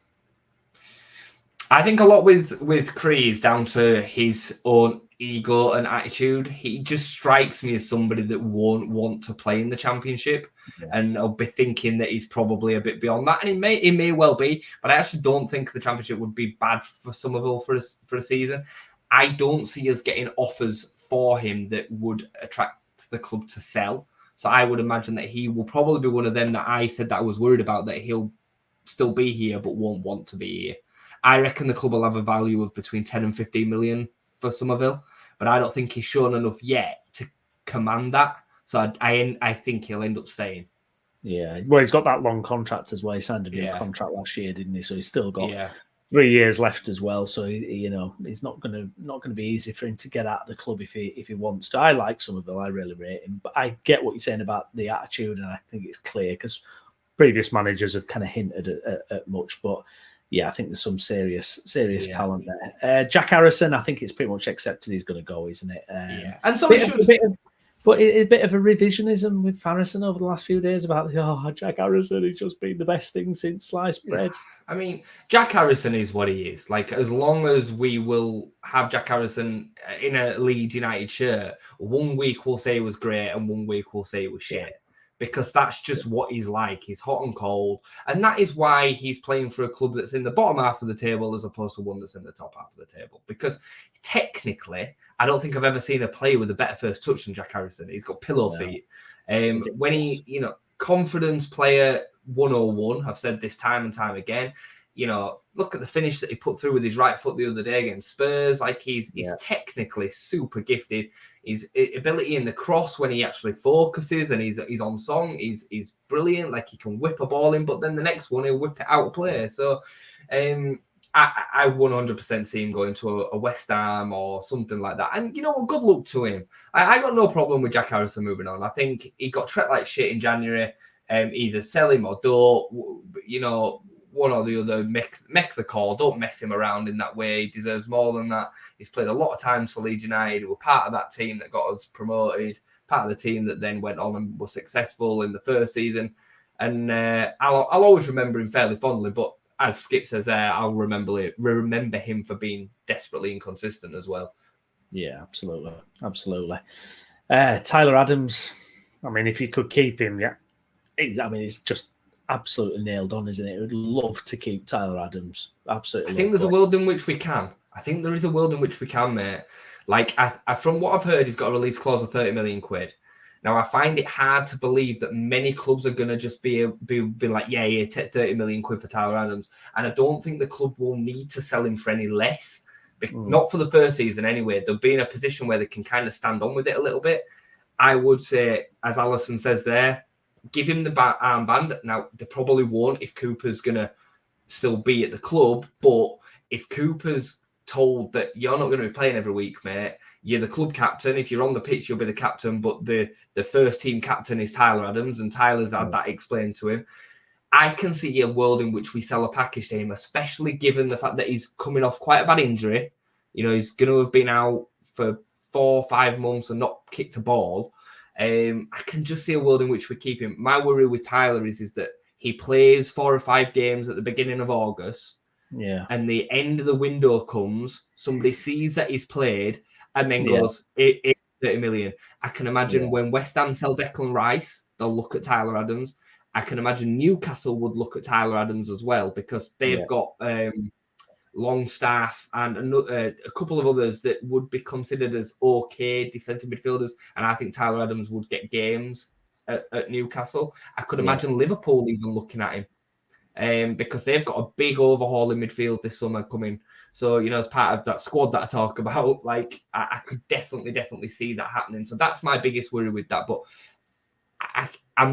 I would keep him if there's any way. But again, release clauses are release clauses. If somebody comes in with 30 million quid, we've made good profit. We paid 17 million quid for him.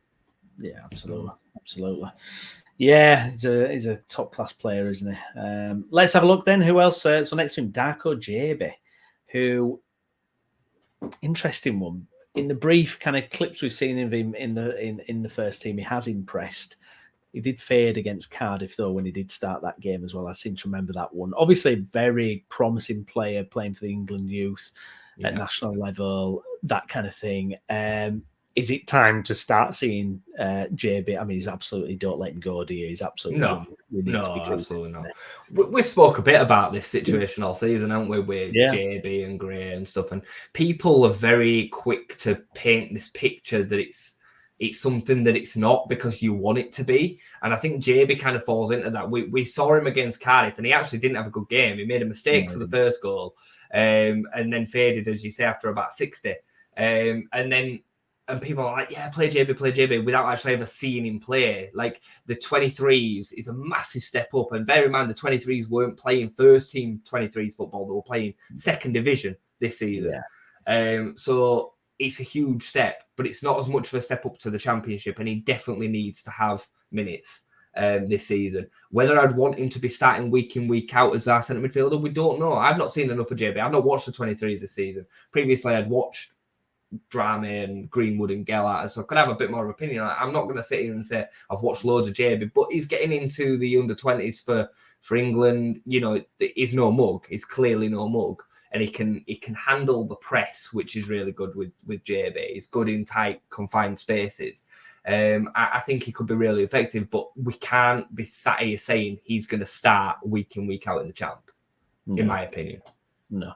When you look at some of the youth recruitment, and that's probably one of the areas where Victor Orta's legacy got, okay, that's one of the bright spots, if only bright spot, you know, along with Bielsa. Is there a kind of a pathway for redemption for Orta's legacy through the youth if they get the opportunity and impress and actually drive us to that next level? Yeah, 100%. 100%. And there is a few that can do that. JB, you know, obviously Archie Gray is not one of Orta's purchases, but he's definitely one that I see coming through. I think he could have a big season next season, like Alex Scott at Bristol. Very similar players. And I'd say the other one that kind of gets attached to that is Matteo Joseph. And Matteo Joseph is definitely being looked at by some big clubs, but they won't look to be buying him based on what he's done so far. They will look and see how much he plays next season, I would imagine. And I think next season could be a big season for him. Yeah. We'll cover him off properly in a moment there as well. Sam Greenwood. Interesting one, Sam Greenwood, isn't it? I don't know what he's really how he's going to be used or what you do with him, or it's a bit of a tricky one, isn't it? The problem is, mate, is what is his position? What position are we going to play him in? Because he's not a centre midfielder, but Bielsa turned him into a centre midfielder along with Tyler Roberts and Rodrigo for a bit. Like, they've all kind of had this spurt in that number 8 role, and the fact is he's not a centre midfielder. Can he do a job there in the Championship? Probably. I'd be more than happy to have him as a squad player, but I would like to see him really playing a bit further forward if he's going to be given game time for Leeds. I don't see him leaving just because, again, of the circumstances of the situation. I think it's hard to say stagnated. I just think the poor lad's kind of, when he signed for Leeds from Arsenal, he would never have imagined playing as a centre midfielder. Never, ever, ever. When I watched the 23s that season, him and Gellert played together up front, and Drame was the standout player for me that season. He was excellent. But Greenwood's technical ability can't be questioned, but that doesn't mean that he can then step up and be a first-team centre midfielder for Leeds United in the Premier League. It's just wild.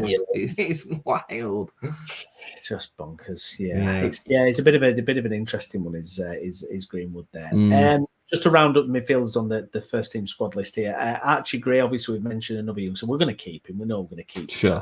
Unless Man City come in and want to snag him, because he is making waves at that he is, group, isn't he?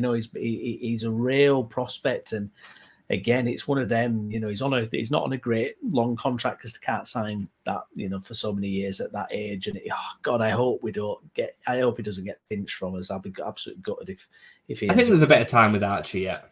Before that happens, I used to think, and this does sometimes happen, that big clubs come and swipe these young players away. That it tends to happen more lower down the ladder, and you just don't see it. So they'll buy him at 16 without him ever really making an appearance for whoever, Birmingham, Fleetwood, whoever throughout the ladder. But for us, we're in a position where we don't really have to do that. And the bigger clubs would much rather see the player develop. They'll have their eyes on them. The scouts will be watching them all the time. But they'd rather see them develop at Leeds United in the Championship or whoever, Sheffield United in the Championship, and then buy them when, even it might cost them a little bit more money, but they've had ready proof that they can deal with a certain level of football before then moving on. So I think Archie Gray will be all right for a couple of seasons. It'll be interesting to see how much we see of him next season. Yeah, it will. Absolutely. So moving on to the strikers then, Patrick Bamford, Jason. What do you do with Patrick Bamford? If you get an offer in, would you just, sell him, get rid, or... Yeah. I don't know if anybody's going to come in for him, really, but, I mean, what would you do with him? Oh, yeah, Lewis Bates a good one. Sorry, Dad. Yeah, we'll cover off the loan. Yeah, we'll cover off. You're going to cover off the loan separate. Sorry. Don't worry about those loans, everyone. They're going to get covered. Yeah, that's your fault, chat. You get me in trouble. No, Pat. I mean, Pat's a real tricky one because I saw Brownie on the one of the debriefs saying, would any other Championship team Patrick Bamford? And he said they would. And I understood what he was trying to say. Like, if Middlesbrough were offered Patrick Bamford, would they take him? Yes, they would. Would Coventry? Yes, they would. As a replacement for Gyökeres or whatever. And then we're saying, no, we don't want him. Do you get what I mean? So I understood where he was coming from. But I think sometimes there's too much water under the bridge. Yeah. And, I think if there's a way out of moving on from Patrick Bamford now, I think the time is to do it. Again, very different to Luke Ayling and Liam Cooper. Different areas of the pitch for a start, in that, we need to have the confidence that as number 9 can carry us a la Gyökeres, the lad up front for Sheffield United this season, Ndiaye, I think his name is. And that's been continuous over time in the Championship. A number 9 is what carries you through normally. We were a little bit of an anomaly for that under Bielsa with Patrick Bamford up front. It was the collective that changed it, but your number 9 really is what you need to look forward towards. And, for me, if we're going to start this season out in the way that we should, we need to make that marquee signing of a Pirlo or Ross Stewart from Sunderland, or I think Gyökeres will go to the Premier League, so that's why I'm not including him. So for me, if there's Luton come in, Sheffield United come in and offer us, 3 million loan fee and 50% of his wage or something, or because I think he'll go back down to 35 grand from 70 grand. Let's just say we pay the 35 grand and they pay 15 to take him up to a 50k Premier League wage or something. I'm throwing out figures there, but I struggle to believe that anybody would risk, as Andy's just saying, 10 to 15 million quid. He's been injured solidly for 2 years, and not only that, he's not shown himself to be able to score goals for 2 years either. We should have sold him at the end of the first season, and it'd have had a lot of fans up in arms, but his stock was never going to get higher than at the end of that first season. Yeah. We were never, ever going to... They were talking about him going to Spurs as a replacement for Harry Kane. That was genuine at the end of that first season. Like, so we could have probably fetched 25, 30 million. Can you imagine that? That'd have been hilarious, wouldn't it? They'd have sold Harry Kane and Man City before Haaland went there and ended up with Pat Bamford. My word. Oh, my God. So, yeah. That's my take on Pat. So if we can... I really, really dread to think of another season with Pat struggling through with injuries in the Championship. Got a feeling it'll happen. I've got a feeling it'll happen. I've got a feeling it'll happen. All my fears, I can see him on that team sheet on that starting 11. Absolutely. But I do think there would be clubs at the bottom of the Premier League that would take a shot with him, but the deal would have to probably be quite negatively towards Leeds. Yeah, 100%. Absolutely. Sonny Perkins up next. Obviously a very, very highly rated prospect from West Ham who we managed to snatch last season. Very talented, clearly. Bit disappointed you didn't get to see a bit more of him in first team this year. He must be kicking himself because he only left West Ham because he wasn't promised first team opportunities. Yeah. And he got more first team opportunities at West Ham than he did at Leeds last season. So, yeah, he must be kind of like, well, this ain't what I signed up for. Yeah. I hate the lack of faith in the... I know you can't play 11 young players, youth players, but sometimes I really hate how the youth just get no opportunities or barely any opportunities at all. Managers are just so scared. They're so scared of what can happen. Yeah, and I mean... you're right, and the answer should never be, especially in the Premier League, just throw kids in. Like I've said this before, but there has to be an integration of them to give them the correct game time. And we've seen it with Drame, we've seen it with others, and we saw it under Bielsa as well. We saw it under Bielsa as well at times where he just won't kind of twist. But, I mean, at the end of the day, we don't see him every day. So I will say that. We don't see him every day. So, but yeah, I would imagine Perkins and Joseph will both feature this season. I'd be shocked if they don't. Exactly. I think, we have to learn a lesson from us past as well. When George Graham was in and then O'Leary came in and played all the youngsters, and that worked out pretty well. So, yeah. Rodrigo. I don't think we're going to be able to keep him, are we? He's in his last year of his deal, isn't he? And he's the one that kind of... I think he's one of the ones that stings the most, Like, I really, really don't want to see Rodrigo go, and I know it's after this season, but he's just tried so hard this year, and I know that's the bare minimum, but you've seen that he's really, really given it this season, and I would love to see him give a season in the Championship. I think he'd absolutely tear it up, but I think the realistic viewpoint to it is that he'll probably pick up a club in La Liga and go back there. I've heard that Villa are interested. I don't see Emery really putting the money into him when he can probably go and spend it probably a little bit better somewhere else, but maybe, I don't know. Like, he's 31 now, is he, Rodrigo? Yeah, 32. 32. Yeah, maybe it'll only take 8-10 million, so maybe he gets 2 good years out of him. I don't know. I see a move back to La Liga more realistic. Yeah, it's interesting, actually. It could be almost like a Hernandez, couldn't he, in the Championship as well? So I was saying, he's got the vision, hasn't he? And the class.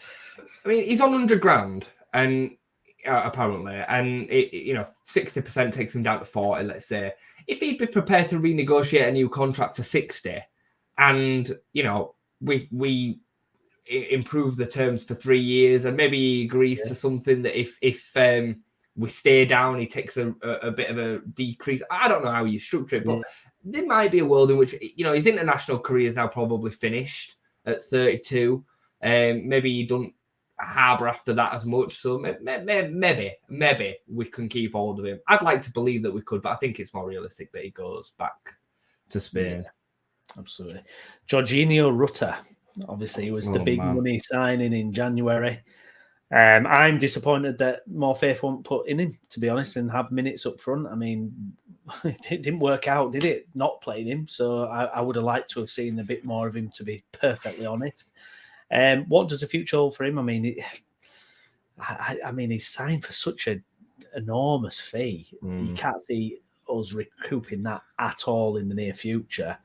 Are we just going to be stuck with him, basically, and it's going to be a case of, look, hopefully he can steadily improve, or can you see? I could see a loan, to be honest. He's a mad one, isn't he? He's a mad one, because we've seen bits from him that's clearly he has got some talent. Yeah.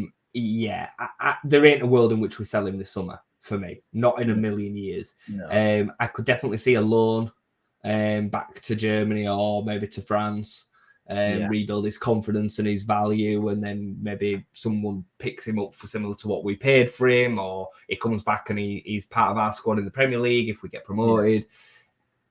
Do I see him playing Championship football? If I had to put my money on it, I'd probably say no. Yeah. I'd probably say no. But I won't be shocked if that happens either. No. So absolutely. Matt, night lads, up at 5 a.m. Take care. Thank you very much for watching, Matt. We're not going to be too much longer. I am absolutely bloody knackered myself, mate. I feel your pain. So the last striker on the list, I love this guy, Willie Gnonto. He made one of the kind of happier times of the season has been watching the impact of Willie Gnonto. Probably scored our goal of the season, I think, no doubt about it, against Cardiff, the bicycle kick.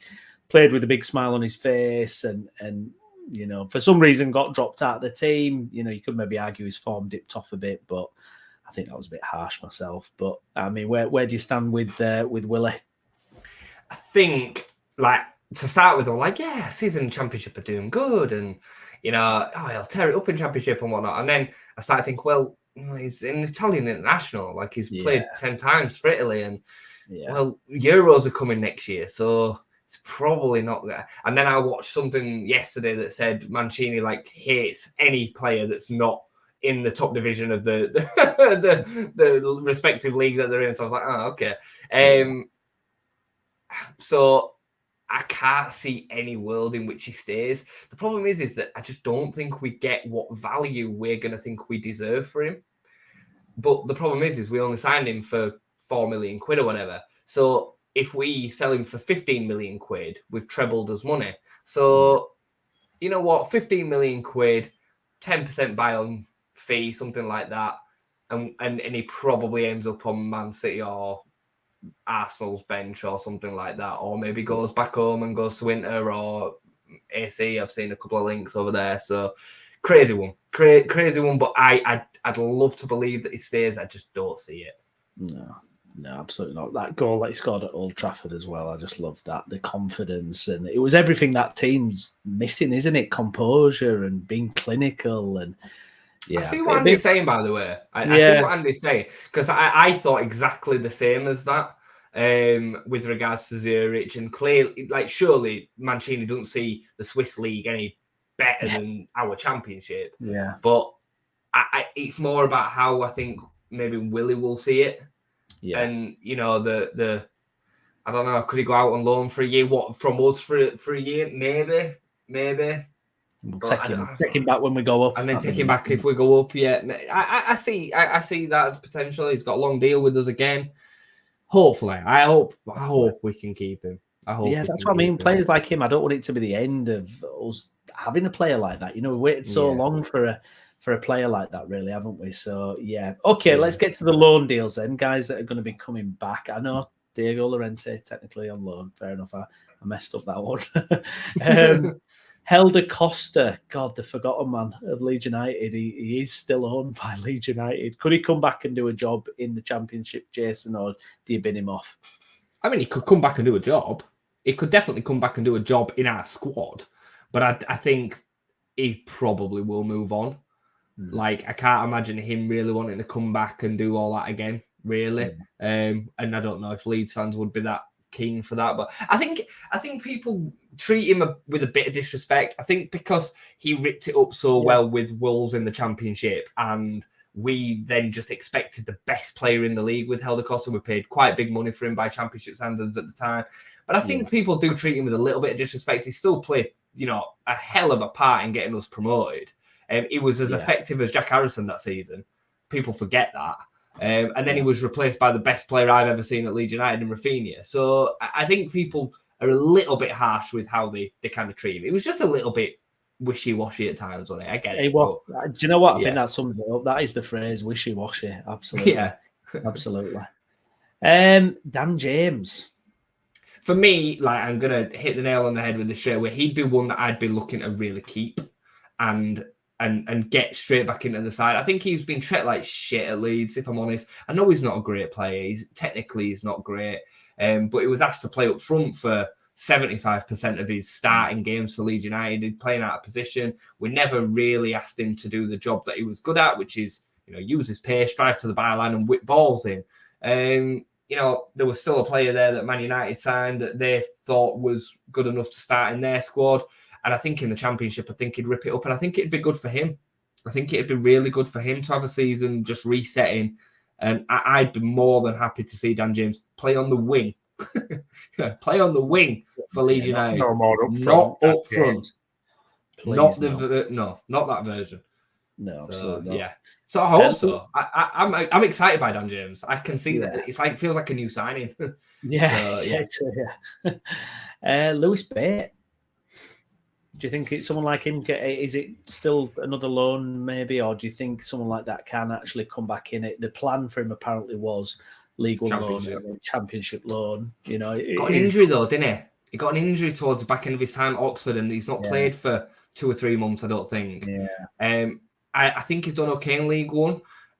I think, when we're talking about potentially keeping Adam Forshaw, and I get that Adam Forshaw brings experience that Lewis Bate doesn't, but I would like to see Forshaw's minutes or potential minutes go to Lewis Bate, because I think there's a player in Lewis Bate, and they're very similar. The profiles are similar. The vision and the way that they move on the pitch, deep lying playmaker kind of role. I would much rather see us give time to Lewis Bate as a squad player. I think he starts every week. We have to sign some midfielders. We really need to sign some midfielders. And move Forshaw out and bring Bate in, personally. And get him in. Joe Gelhardt. Tricky one. He's a real tricky one. Where's he play? What's his position? Championship, has not been that kind to him. Didn't play in the right position, though. No, he didn't. He was asked to play as a replacement for Stewart when he got injured rather than off of him. And I get that. But I'm still not sure where he would then line up for Leeds United.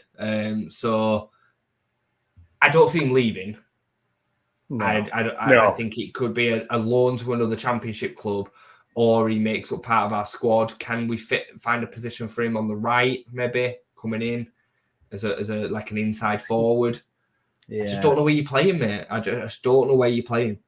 No. 12 months ago, you'd have said he's a dead rubber to be breaking into that first team and starting for Leeds in the Premier League, wouldn't you? Never mind thinking about loaning him out. But although he was played out of position a little bit at Sunderland, you think, well, you've got to start performing at some point, don't you, really? You can't just keep underperforming, really. But again, I do love Gelhardt. No, I love Gelhardt. You know what I mean? It makes part of the squad. Type of player he is, I love him. You know what I mean? Yeah.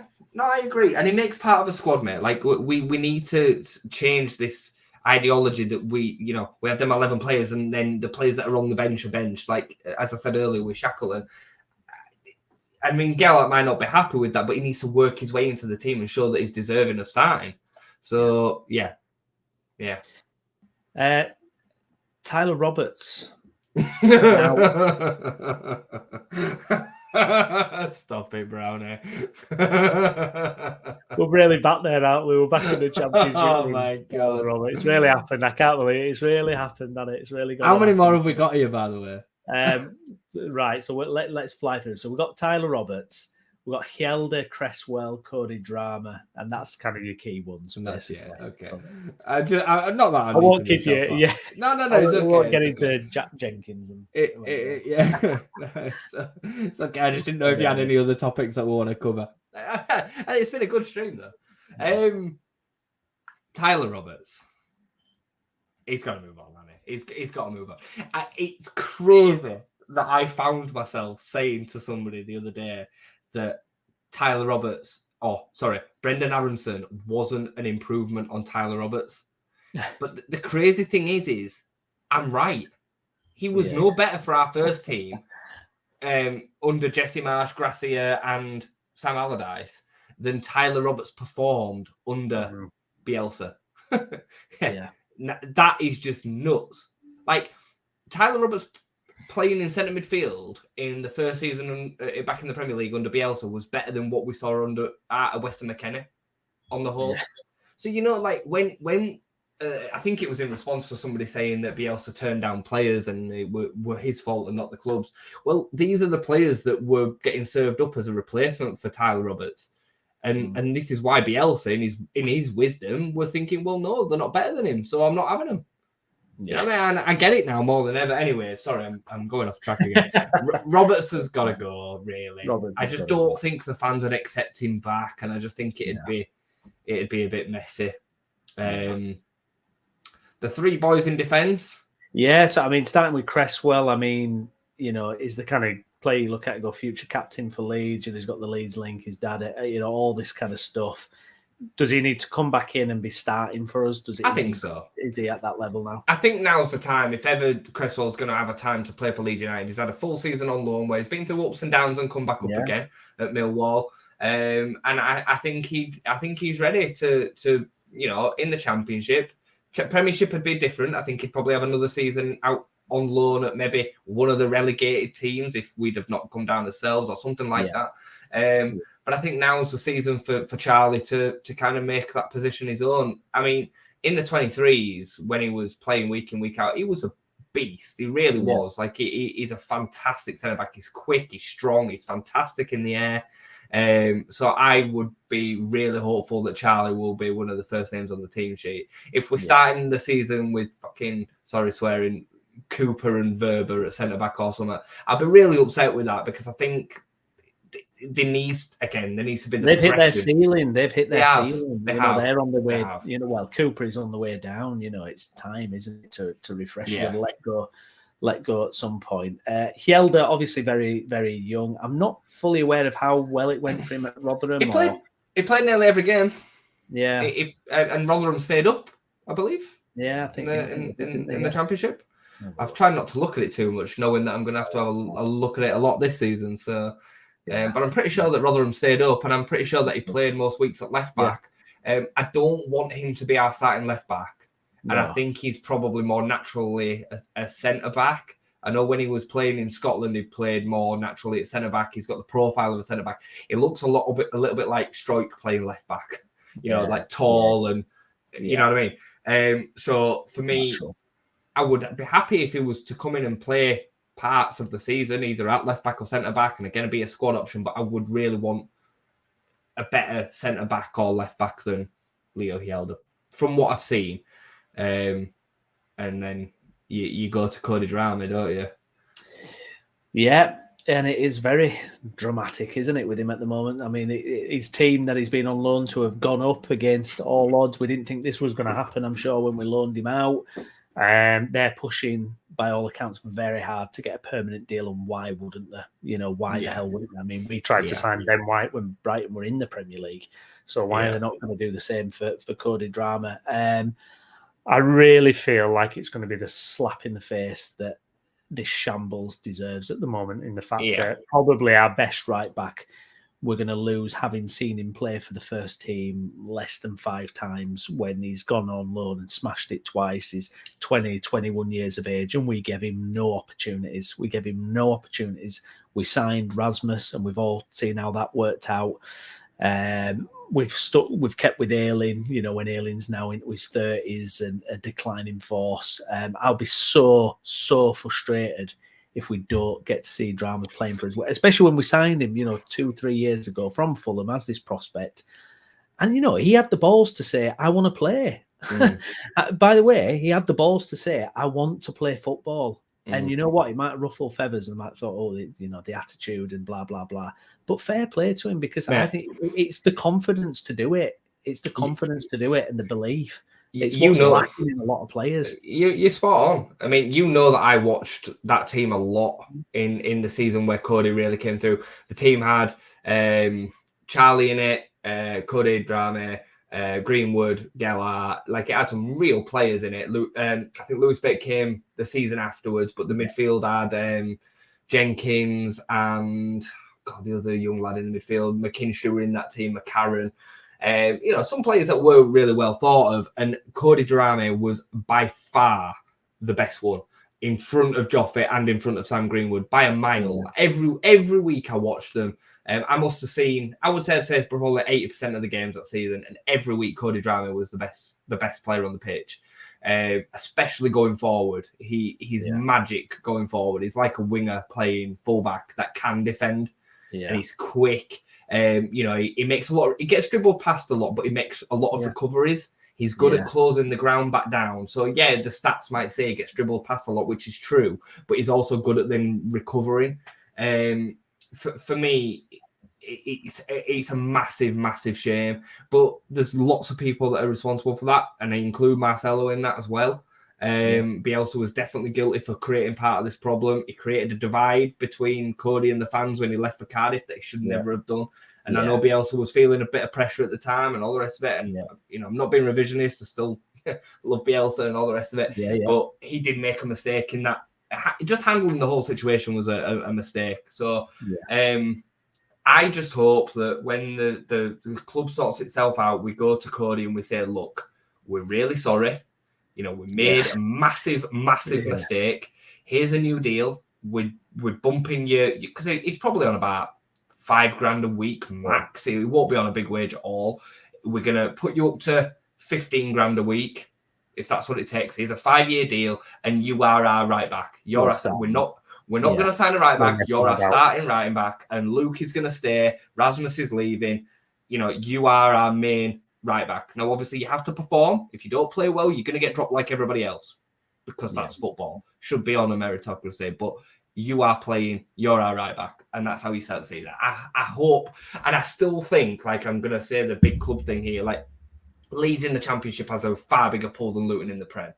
I get the attraction for wanting to play in the Prem, but he could go, if he thinks about it logically, could go and have a season with Luton. They could finish on 10 points, and they could be looked at as one of the worst teams ever. So and then his stock just drops. So I hope that we can maybe sell a project to him, but you cannot blame him if he says nah. No, and especially with the mess that the club's in, and you know, manager and director of football, blah blah blah. No, absolutely not. Eddie, thanks for your comment, mate. My mate is a Rotherham season ticket holder and said, this is Leo Hielder, has said he's great and wants Rotherham to keep him. Well, that's good. Maybe another year at Rotherham or something like that might sort him out. So we've been through the squad there. We're going to see how things take shape over the next few days. For those of you late to the video, Radz has come out and basically he's done a big statement, and he's actually addressed Leeds United, but it sounds as if he's going to be staying around. So it's never cut and dry with Leeds United. Things are always going to wrangle on and on. Jason, any final thoughts in terms of the situation at the moment and what you expect to see in the next few days? Just makes me chuckle that we've done 2 hours and all we've talked about is a little bit of Radz and then just who to keep and who to sell. We've done we could just talk about this club all day. There's so much to talk about sometimes. Just on Twitter all day, refreshing. And I know, mate. I know. It's killer. It's always bad news. Do you know what I mean? It's like one thing comes up, Drama's going to go, and Radz is staying, and I would imagine between now and next Sunday, we will have a director of football in place. And we will have a manager for the new season. That's what I don't think we're going to hear a conclusion to this ownership situation this week. I hope I'm wrong, but I think the other things will start getting dealt with before, to then allow the on-field preparation to get going. Because without that, like, the ownership doesn't matter so much. Yeah. With regards to actually getting playing staff ready for the new season. Managers are going to want assurances, but they can talk about that away from the media, so it doesn't, we don't have to hear about it. And I just hope that that's the case. If I hear in the next week that Big Sam's got the job, then fuck. Sorry, but that's how I feel. Like, then, oh my God, here we go again, kind of thing. You know what I mean? That's how I feel about that. You, I have all the worst scenarios in my head. Bamford, Cooper, Stroik. These guys are going to be starting. Forshaw get a new deal.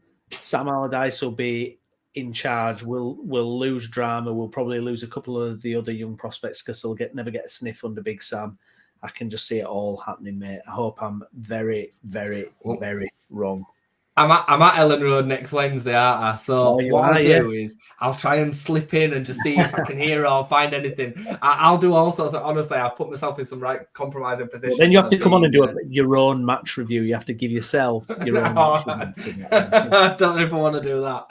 They asked me what position I wanted to play. I said centre midfield, and I instantly regretted it. I was like, oh God. I've been looking forward to it for years, though. I've been wanting to do it. And when they came up with it again, like, some people will be like, oh my God, you must be, it cost 300 quid. Like, it got put out on Twitter. But to play at Ellen Road, like, something that I've always wanted to do. And while I've still got the physical capacity to be able to do it, I thought, well, yeah. Are you keeping yourself in shape? Are you gym or running and all? Are you? Yeah. Yeah, I've been going to the gym for the last few months or so, but in preparation for this, I was like, I have to be some sort of level of fitness, because you feel it quickly on a big pitch. I mean, I played football for years at a fairly decent level, but to be able to run around on that pitch for a period of time is going to be pretty taxing, I think. But I'm really looking forward to it. Really looking forward to it. Good stuff. Good luck, Jason. Anyway, Andy, great show again, guys. Really enjoyed it. You'll be doing 3-hour shows, I know. They just give us endless material, don't they? What can I say? Our missuses just know that we're not coming back. When we go into these rooms, they just, where have you gone? Well, I think I'm banned for the next 3 days anyway from doing any more live streams. So I tell you, I keep swanning off for hours on end. Anyways, guys, thank you so much for tuning in. Please do smash a like on the video. Also, subscribe to the channel. We've got actually next week on the channel, because, as you know, we cover multiple teams across West Yorkshire. We're going to have a little get-together of all our correspondents for the teams, Jason included, will be on that as well. We're going to talk to Stephen Downs from Huddersfield Hull. We've got Lewis Sale, who'll be covering the non-league parties as well, plus myself and Chris Bell. So that's going to be really good. Check that out next week. Should be plenty of heated debate on that one, I would think. Have we got anybody that happy coming on? Not West Yorkshire, right? I think Huddersfield, I think they're feeling pretty good. Survived. If Warnock stays, Takeover, they like the new guy. Okay. He might be quite in a good mood. Quirky. Okay. Unfortunately for us, But Bradford, they're not happy. Halifax, they're not happy. Parkhaven, definitely not happy. Do you have a Guiseley? Halifax won the FA Trophy, though, so they do have that. That's true. They have won a trophy at Wembley, so they're probably happy. But it's been a pretty torrid season. Been a bit of crap season, isn't it? Yeah, we're going to try and figure that out as well. What is happening in our region? But that's for next week anyway. Anyways, thanks for listening and watching. Thanks, guys. Yeah, really appreciate it. I've been Stephen Brown, with me, Jason Booker. Jason, thank you very much, mate. And we'll speak again soon. Okay.